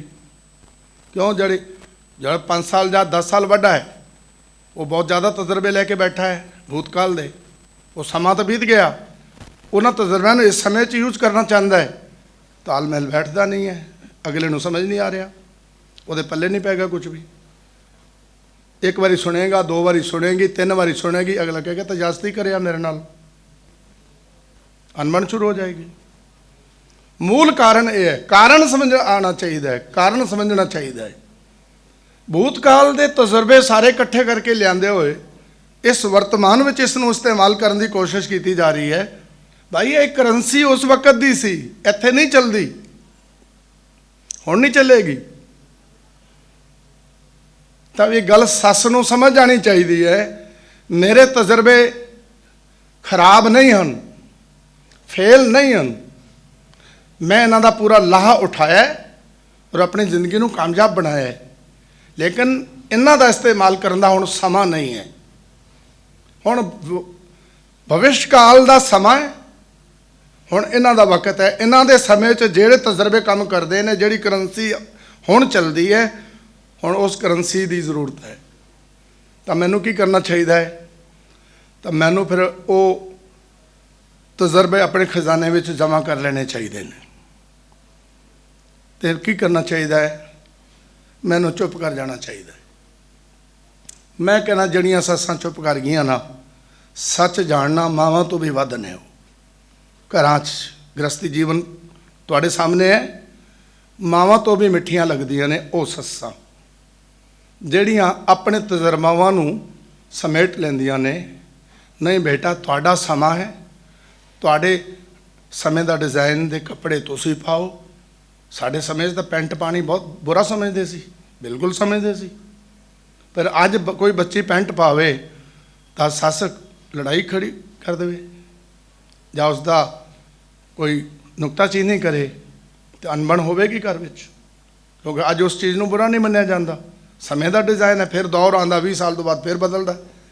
ਤਾਂ ਮੈਂ ਬਹੁਤਾ ਖਿਲਾਰਾ ਨਾ ਪਾਵਾਂ ਇਸ ਗੱਲ ਦਾ, ਸਿਰਫ ਮੈਨੂੰ ਇੱਥੋਂ ਇੱਕ ਅੰਦਾਜ਼ ਲੈਣਾ ਸੀ ਕਿ ਬੀਤ ਗਏ ਸਮੇਂ ਦੀ ਕੋਈ ਵੀ ਚੀਜ਼ ਅਸੀਂ ਅਗਲੇ ਸਮੇਂ 'ਚ ਯੂਜ਼ ਕਰਾਂਗੇ, ਉਹ ਜ਼ਰੂਰ ਨੁਕਸਾਨਦਾਇਕ ਹੋਏਗੀ। ਬਸ ਇੰਨੀ ਗੱਲ ਸਮਝ ਜਾਣਾ। ਭਵਿਸ਼ ਕਾਲ ਦਾ ਤਜਰਬਾ ਹੀ ਭਵਿਸ਼ ਕਾਲ ਵਿੱਚ ਕੰਮ ਆਉਣ ਵਾਲਾ ਹੈ। ਸਮੇਂ ਦੀ ਕਰੰਸੀ ਹੈ, ਇਸ ਸਮੇਂ 'ਚ ਹੀ ਕੰਮ ਆਏਗੀ। ਹੁਣ ਮੈਂ ਇਹਨੂੰ ਵਰਤਮਾਨ ਵਿੱਚ ਵਰਤਾਂਗਾ। ਹੁਣ ਮੈਂ ਇੱਥੋਂ ਇਕੱਠਾ ਕਰਕੇ ਲੈ ਜਾਵਾਂ, ਜਾ ਕੇ ਮੈਂ ਭਵਿਸ਼ ਕਾਲ ਦੀਆਂ ਸੋਚੀ ਜਾਵਾਂ, ਭਵਿਸ਼ ਕਾਲ ਮੈਨੂੰ ਨਸੀਬ ਹੋਣਾ ਜਾਂ ਨਹੀਂ ਹੋਣਾ, ਇਹ ਤਾਂ ਕਿਸੇ ਨੂੰ ਪਤਾ ਨਹੀਂ। ਮਹਾਰਾਜ ਤਾਂ ਕਹਿੰਦੇ ਸਾ ਆਵੇ ਕਿ ਨਾ ਆਵੇ ਰਾਮ, ਸਤਿਗੁਰੂ ਬਾਣੀ 'ਚ ਗੱਲ ਕਹਿ ਰਹੇ ਨੇ। ਸੱਚ ਜਾਣਨਾ, ਸਤਿਗੁਰੂ ਨੇ ਇਸ ਕਾਲ ਨੂੰ 4 ਹਿੱਸਿਆਂ ਵਿੱਚ ਵੰਡਿਆ ਹੈ। ਜਦੋਂ ਕੁਝ ਵੀ ਨਹੀਂ ਸੀ, ਉਹਨੂੰ ਮਹਾਰਾਜ ਕਹਿੰਦਾ ਆਦ ਸੱਚ, ਆਦ ਸੱਚ। ਸਭ ਕੁਝ ਨਹੀਂ ਸੀ, ਬਿਲਕੁਲ ਮੁੱਢ ਤੋਂ ਉਹ ਸੱਚ ਉਸ ਵੇਲੇ ਸੀ ਪਰਮਾਤਮਾ। ਫਿਰ ਜੁਗਾਦ ਸੱਚ, ਫਿਰ ਉਸਨੇ ਜੁਗਾਂ ਦੀ ਰਚਨਾ ਕੀਤੀ, ਸਮੇਂ ਦੀ ਰਚਨਾ ਕੀਤੀ, ਸਮੇਂ ਦੀ ਵੰਡ ਕੀਤੀ। ਜੁਗਾਂ ਦਾ ਮੁੱਢ ਜੁਗਾਦ, ਜੁਗਾਂ ਦਾ ਆਦ। ਫਿਰ ਜੁਗਾਂ ਦਾ ਆਦ ਸ਼ੁਰੂ ਹੋਇਆ, ਸਮੇਂ ਦੀ ਵੰਡ ਸ਼ੁਰੂ ਹੋਈ। ਜੁਗਾਦ ਸੱਚ, ਉਸ ਵੇਲੇ ਵੀ ਪਰਮਾਤਮਾ ਮੌਜੂਦ ਸੀ। ਉਹ ਸੱਚ ਹਰ ਉਸ ਵਕਤ ਵੀ ਮੌਜੂਦ ਹੈ ਵੀ ਸੱਚ। ਲੇਕਿਨ इतन तक पहुंच गए, कितने सारे युग तो बीत गए, पर इतन तक पहुंच गए। महाराज कहते है भी सच, वो परमात्मा इस वेले भी सच है, उसी तरह मौजूद है। तो सतगुरु कहते ने नानक होसी भी सच। ये सब कुछ नहीं होएगा, उस वेले वो सच होएगा, परमात्मा होएगा। जो सब कुछ मिट जाएगा तद भी परमात्मा होएगा। जब कुछ भी नहीं सी तद भी परमात्मा सी। जदों बना दिता उसने तद भी परमात्मा है। तो जदों महाराज कह रहे कुछ भी नहीं रहेगा तद भी परमात्मा रहेगा। चार पक्ष विच दसिया, आद सच, जुगाद सच, है भी सच, नानक होसी भी सच। ये विश्वास सब तो वड्डा जे। इत्थे भरोसा रखना है उस सच ते। जदों कोई सच ते भरोसा रखता है, उस व्यक्ति का मन काल विचों निकलना शुरू हो जाता है। ध्यान देना, काल विचों मन निकलना शुरू हो के अकाल नाल जुड़ना शुरू हो जाता, अकाल वल जाना शुरू हो जाता है। पातशाह जी कह रहे हैं। तो जदों काल विचों निकल के अकाल में चला जाए, इनू कहते हैं यात्रा सफल सफल सफल भई यात्रा। उस व्यक्ति की जीवन की यात्रा सफल होगी, ऐसा गुरमत कहती है। फिर महाराज कह रहे हैं केवल समय नूं लैके असी गल्लां करते रहिए, समा साडा दुश्मन भी नहीं है। समा तो सानूं यूज करने वास्ते मिलिया होया, इस्तेमाल करने वास्ते मिलिया है। समय यूज तो बिना असी अपनी मंजिल तक नहीं पहुँच सकांगे। इसलिए सतगुरु सच्चे पातशाह जी ने सानूं समझा, ये सहयोगी ने, समा सहयोगी है, यह सूरज सहयोगी है, साडा मददगार है। एक दिन ना चढ़े अंधेरा छा जाएगा सारे पासे, सब कामकार ठप, सब ठप हो जाएगा। लेकिन यह सहयोगी है, यदा होना बड़ा जरूरी है। इस तो बिना साडी कामयाबी नहीं है। पर यह थोड़ी है कि इसे नूं मकसद समझ लीए। बहुत सारे भुल्लड़ वीरां ने इसे नूं ही मकसद समझ लिया, इसे दी पूजा चालू कर दी। जो काल नूं ही पूज रहा है, तो मेरे पातशाह कहते कदे मुक्त तो हो ही नहीं सकता। वो कदे भी बंधन खत्म नहीं हो सकते उसके, कदे भी सुरखरू नहीं हो सकता व्यक्ति, कदे भी। महाराज कह रहे हैं पर जो काल विच रह के अपने मन को अकाल विच लैके जाए, मेरे पातशाह जी कह रहे हैं वो व्यक्ति एक दिन सफल हो जाता है। मन नूं किते भी जाण वास्ते बिल्कुल जगह की जरूरत नहीं है, और किसी सवारी की जरूरत नहीं है। 7 तालियां च तुहानूं बंद कर दिता जाए ना, तद भी तुहाडा मन बॉम्बे पहुँच जाएगा, तद भी तुहाडा मन अंबरसर पहुँच जाएगा। उन्होंने बहुता कोई रहिंदा ही काल विच है, उन्होंने स्पेस की तो लोड़ ही नहीं है। स्पेस तन वास्ते चाहिए है। तो सतगुरु जी कह रहे हैं जद मन काल विचों निकल के अकाल वल जुड़ना शुरू हो जाएगा, परमात्मा में जुड़ना शुरू हो जाएगा, मन जड़ा ना उहदा अंधेरापन खत्म होना शुरू हो जाएगा, वो चानने का रूप होना शुरू हो जाएगा। जदों मन का अंधेरा खत्म हो जाएगा, चानने में रहने की आदत पै जाएगी। मेरे पातशाह कहते हैं चानने का रूप हो जाएगा। उसे मन नूं फिर आत्म कहते हैं, आत्म। उसे मन नूं फिर आत्मा कहते हैं। वो अगले पक्ष में चला गया, तरक्की कर गया, वही मन रोशन हो गया। एक दिन यही मन सी जिसनों गुरु ने आख्या मन अंधे जन्म गवाया। मन तो अंधा है, तू अंधेरे भी जी रहना, और तेरे अंधेरे कारण करके जन्म गवाया है, जन्म ही व्यर्थ जा रहा है।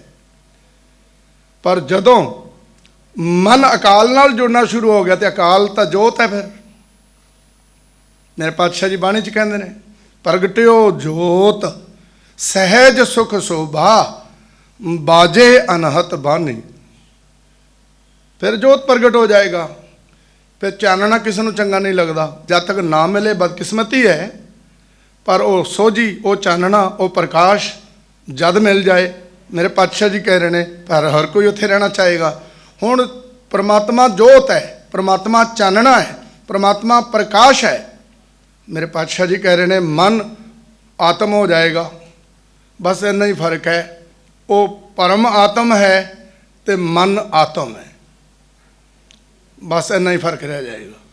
ਮਨ ਆਤਮ ਹੋ ਜਾਏਗਾ, ਉਹ ਪਰਮ ਆਤਮ ਹੈ। ਪਰਮ ਆਤਮ ਨਾਲ ਮਿਲ ਕੇ ਇਹ ਆਤਮ ਬਣ ਜਾਏਗਾ।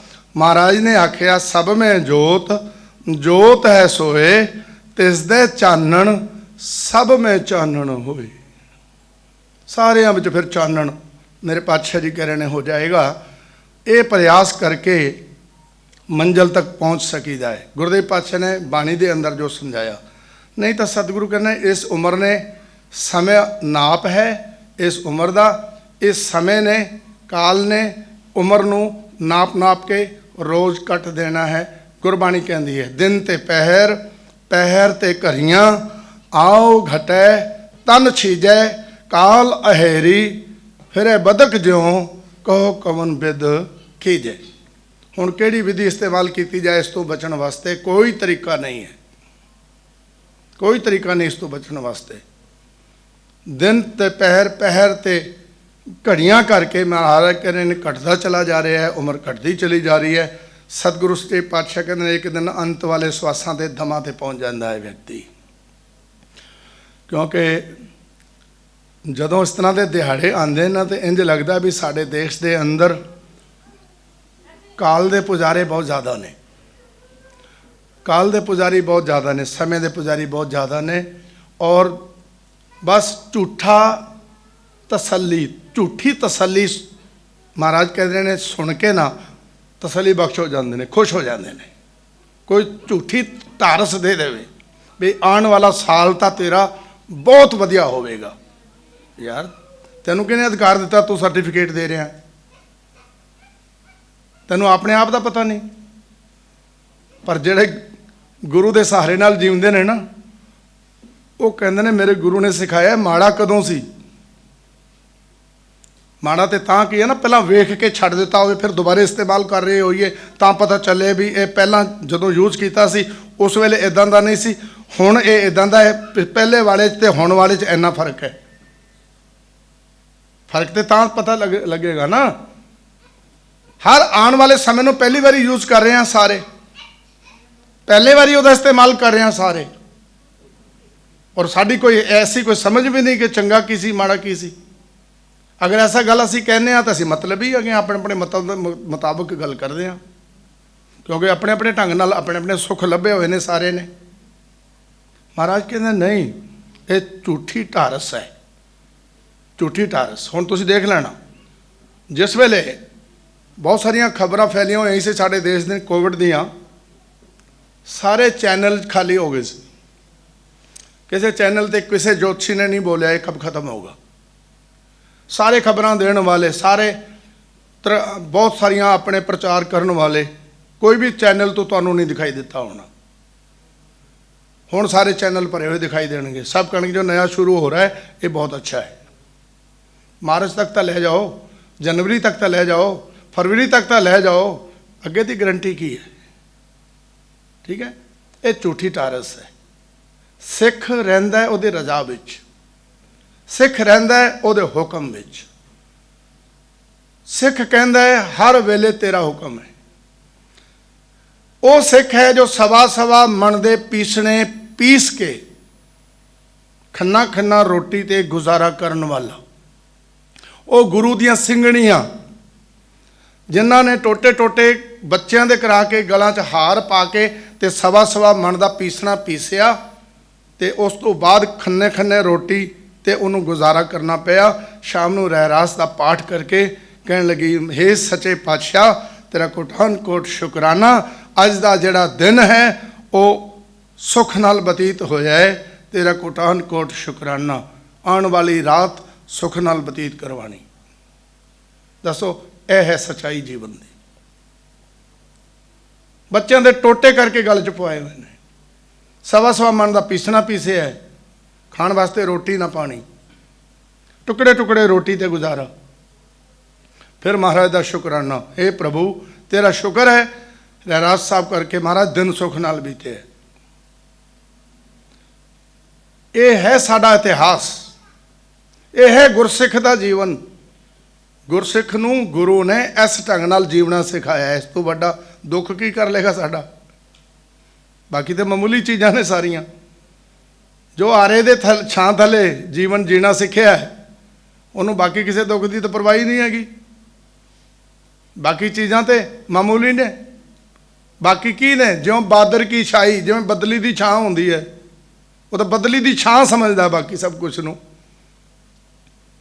इस तरह हिम्मत करके सच्चाई का सामना करके जीवन जीण वाले नूं सिख ते गुरु का सिख कहंदे ने। गुरु का सिख रज़ा के मुताबिक जीवन जींदा है। गुरु का सिख रज़ा नाल जुड़ के रहिंदा है। गुरु का सिख रज़ा नाल, जो तेरी रज़ा है मैनू कबूल है। तो मैं पटा लिखा के नहीं लिया कि किहड़े समय च मैनू की मिलना चाहिए।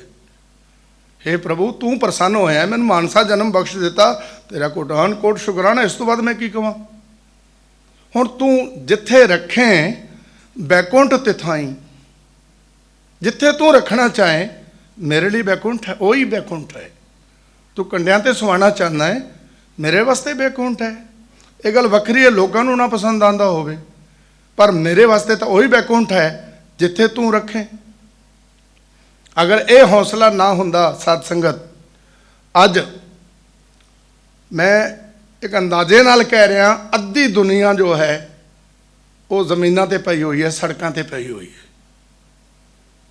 अगर ये रज़ा वाली खेड ना होंदी, ये साडा इतिहास ना हुंदा, ये कुर्बानियां ना होंदियां, ये घालना पंथ दी ना होंदी, ये गुरु ने सिक्ख्या ना सिखाई होंदी, ये गुरु ने उंगल ना पकड़ी होंदी, नहीं तो ऐन कक्कर वर्गी ठंड है। इन्ने इन्ने कपड़े असी पा के अंदर बैठे हैं, फिर भी कंबनी छिड़दी है। लेकिन जो रज़ा नाल जुड़ गया एक बारी, जो सच नाल जुड़ गया एक बारी, जो कंडियां, जो आरियां दे कंडियां दंदां थले खलोण वाले दे नाल जुड़ गया, जेड़ा एक बारी उबलदी देगां विच जो जुड़ गया, सारी रात माता गुजरी छोटे साहिबजादियां नूं ठंडे बुरज विच गुरु अर्जन देव जी महाराज सतगुरु जी जिस तत्ती तवी ते बैठे हुए ने उहदे दर्शन करांदी रही सारी रात। तो उस तत्ती तवी का निग, ध्यान देना साध संगत, उस तत्ती तवी का निग माता गुजरी ने साहिबजादियां दे सामने पेश कर दिता, साहिबजादियां दे सामने पेश करके रख दिता। उस तत्ती तवी का निग जिहदे उपर गुरु अर्जन देव महाराज चौंकड़ा मार के बैठे हुए ने, उस तत्ती तवी दे थले बलदे हुए वड्डे वड्डे भांबड़ वो माता गुजरी ने साहिबजादियां दे ध्यान दे विच पेश करके रख दिते, नजराना वजों पेश कर दिते। वो इतिहास सुणांदी रही, माता तुहाडे परदादा ऐदां तत्ती तवी ते चौंकड़ा मार के बैठे सी, पुत्र उस तत्ती तवी दे निग नूं महसूस करो, उस गरमाइश नूं महसूस करो, तुहानूं अज दी सर्दी साड़ नहीं, खराब नहीं कर सकेगी, तंग नहीं कर सकेगी। ये इतिहास माता गुजर कौर जी ने साहिबजादियां नूं सारी रात सुनाया, इतिहास सुनाया, साखियां सुनाइयां, रज़ा नाल जोड़िया, परमात्मा के हुक्म नाल जोड़िया। और ये सिक्खी का अलौकिक इतिहास है जो ये बारंबार सरवण कराया। तुहाडे दादा इस तरह धर्म की रक्षा वास्ते अपना बलिदान दिता, उन्होंने, उन्होंने अपना कोई लोभ नहीं सी, अपना कोई लालच नहीं सी। तुहाडे दादे ने धर्म की रक्षा की, तिलक जंजू राखा प्रभ तांका, कीनो बड़ो कलू में साका।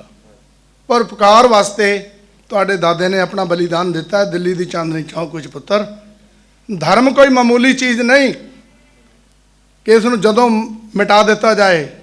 धर्म कोई लकीर नहीं भी जमीन ते जदों मर्जी खिंच दो तो जदों मर्जी मिटा दो। ये धर्म परमात्मा का नियम है, इनू कोई बदल नहीं सकता। ये धर्म परमात्मा का कानून है।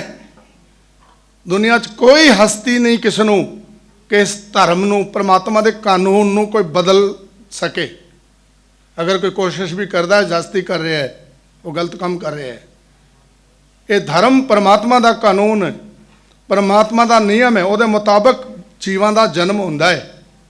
ਮੇਰੇ ਪਾਤਸ਼ਾਹ ਜੀ ਕਹਿ ਰਹੇ ਨੇ, ਇਹ ਵਡਭਾਗੀ ਬੱਚਿਆਂ ਨੂੰ ਨਸੀਬ ਹੁੰਦਾ ਹੈ ਕਿ ਤੁਸੀਂ ਅੱਜ ਸਿੱਖ ਧਰਮ ਦੇ ਅੰਦਰ ਪੈਦਾ ਹੋਏ ਹੋ। ਤੁਸੀਂ ਐਸੇ ਮਹਾਨ ਗੁਰੂਆਂ ਦੇ ਪਰਿਵਾਰ ਵਿੱਚ ਪੈਦਾ ਹੋਏ ਹੋ ਜਿਹੜੇ ਹੋਰਾਂ ਦੇ ਧਰਮ ਦੀ ਰੱਖਿਆ ਕਰਨ ਵਾਸਤੇ ਆਪਣਾ ਬਲੀਦਾਨ ਦੇ ਦਿੰਦੇ ਹੋਣ। ਤੇ ਪੁੱਤਰ, ਉਹਨਾਂ ਦੇ ਧਰਮ 'ਚ ਤੁਸੀਂ ਆਪਣੇ ਧਰਮ 'ਚ ਪੈਦਾ ਹੋਏ ਹੋ, ਤੇ ਤੁਸੀਂ ਸਮਝ ਲਓ ਤੁਹਾਡੇ ਧਰਮ ਦਾ ਮੁੱਲ ਕਿਤਨਾ ਹੋਏਗਾ। ਜੋ ਹੋਰਾਂ ਦੇ ਧਰਮ ਦਾ ਮੁੱਲ ਇੰਨਾ ਮਹਾਨ ਸਮਝਦੇ ਨੇ, ਉਹ ਆਪਣੇ ਧਰਮ ਦਾ ਮੁੱਲ ਕਿਤਨਾ ਸਮਝਦੇ ਹੋਣਗੇ। ਧਰਮ ਦੀ ਇਹ ਦੇਖਿਆ ਜਿਹੜੀ ਹੈ ਹਮੇਸ਼ਾ ਯਾਦ ਰੱਖਣੀ ਹੈ। ਇਸ ਧਰਮ ਦੀ ਖੇਡ ਤੋਂ ਮੁਨਕਰ ਨਹੀਂ ਹੋਣਾ। ਇਹ ਸਰੀਰ ਦੇ ਬਾਰ-ਬਾਰ ਮਿਲ ਜਾਂਦੇ ਨੇ, ਮਿਲਦੇ ਰਹਿਣਗੇ। ਇਹਨਾਂ ਸਰੀਰਾਂ ਦਾ ਮੁੱਲ ਨਹੀਂ, ਇਹਨਾਂ ਨੇ ਮਿਟਣਾ ਹੀ ਮਿਟਣਾ ਹੈ, ਖਾ ਕੇ ਮਿਲਣਾ ਹੀ ਮਿਲਣਾ ਹੈ। ਸੱਚ ਦੁਬਾਰੇ ਨਹੀਂ ਮਿਲਦਾ, ਪਰਪੱਕ ਰਹਿਣਾ ਹੈ। ਐਸਾ ਇਤਿਹਾਸ ਮਾਤਾ ਗੁਜਰ ਕੌਰ ਸਾਹਿਬਜ਼ਾਦਿਆਂ ਨੂੰ ਸੁਣਾਉਂਦੀ ਰਹੀ ਸਤ ਸੰਗਤ।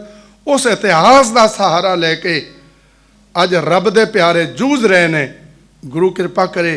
ਸੱਚੇ ਪਾਤਸ਼ਾਹ ਦੇ ਚਰਨਾਂ 'ਚ ਅਰਦਾਸ ਹੈ, ਉਹਨਾਂ ਮਹਾਨ ਰੱਬ ਦੇ ਪਿਆਰੇ ਕਿਰਤੀ ਸਿੰਘ ਜੋ ਰਾਤ ਦਿਨ ਮਿੱਟੀ ਨਾਲ ਮਿੱਟੀ ਹੋ ਕੇ ਔਰ ਇਤਨੀ ਮਿਹਨਤ ਕਰਦੇ ਹਨ ਦੇਸ਼ ਵਾਸੀਆਂ ਵਾਸਤੇ, ਗੁਰੂ ਉਹਨਾਂ ਦੀ ਰੱਖਿਆ ਕਰੇ, ਉਹਨਾਂ ਦੇ ਅਰਮਾਨ ਪੂਰੇ ਕਰੇ ਔਰ ਸਤਿਗੁਰੂ ਬਖਸ਼ਿਸ਼ ਕਰਕੇ ਆਪਣੀ ਬਖਸ਼ਿਸ਼ ਦੇ ਨਾਲ ਇਹ ਸਾਰੇ ਕਾਰਜ ਨੂੰ ਨਿਪਰੇ ਚੜਾਵੇ। ਸਾਡੀ ਅਰਦਾਸ ਸਾਰੀ ਸੰਗਤ ਦੇ ਚਰਨਾਂ 'ਚ ਇਹ ਅਰਦਾਸ ਹੈ।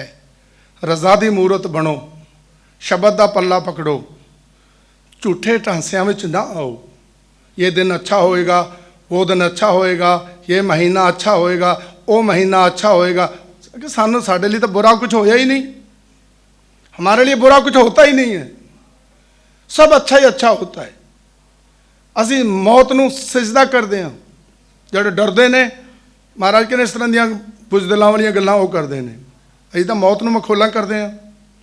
ਖਾਲਸਾ ਐਸਾ ਪੈਦਾ ਕੀਤਾ ਗੁਰੂ ਨੇ, ਤੇ ਇਸ ਖਾਲਸੇ ਦੀ ਸਾਰੇ ਫਿਰ ਕਾਪੀ ਕਰਦੇ ਨੇ। ਫਿਰ ਹੋਰ ਕਈਆਂ ਨੂੰ ਦੇਖੋ, ਅੱਜ ਤੁਸੀਂ ਸੁਣ ਰਹੇ ਹੋ ਪੂਰੀ ਦੁਨੀਆ ਦੇ ਅੰਦਰ ਕਿ ਖਾਲਸੇ ਨੂੰ ਕਿੱਡੀ ਕੈਸਾ ਜਿਗਰਾ ਦਿੱਤਾ ਹੈ ਰੱਬ ਨੇ।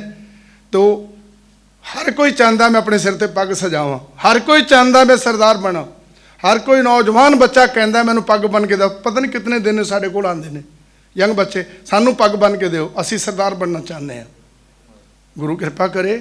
ਇਸੇ ਨੂੰ ਪ੍ਰਚਾਰ ਤੇ ਪ੍ਰਸਾਰ ਕਹਿੰਦੇ ਨੇ, ਇਹਨੂੰ ਹੀ ਗੁਰਮਤ ਦਾ ਕਮਾਲ ਕਹਿੰਦੇ ਨੇ। ਇੰਨੇ ਕੁ ਸ਼ਬਦਾਂ ਨਾਲ ਮੈਂ ਖਿਮਾ ਦਾ ਜਾਚਕ ਹੋਵਾਂਗਾ। ਕੁਝ ਬੋਲਦਿਆਂ ਕੁਝ ਭੁੱਲ ਕੋਈ ਗਲਤੀ ਹੋ ਗਈ ਹੋਵੇ, ਗੁਰੂ ਕੀ ਸੰਗਤ ਗੁਰੂ ਰੂਪ ਹੈ, ਖਿਮਾ ਕਰ ਦੇਣਾ।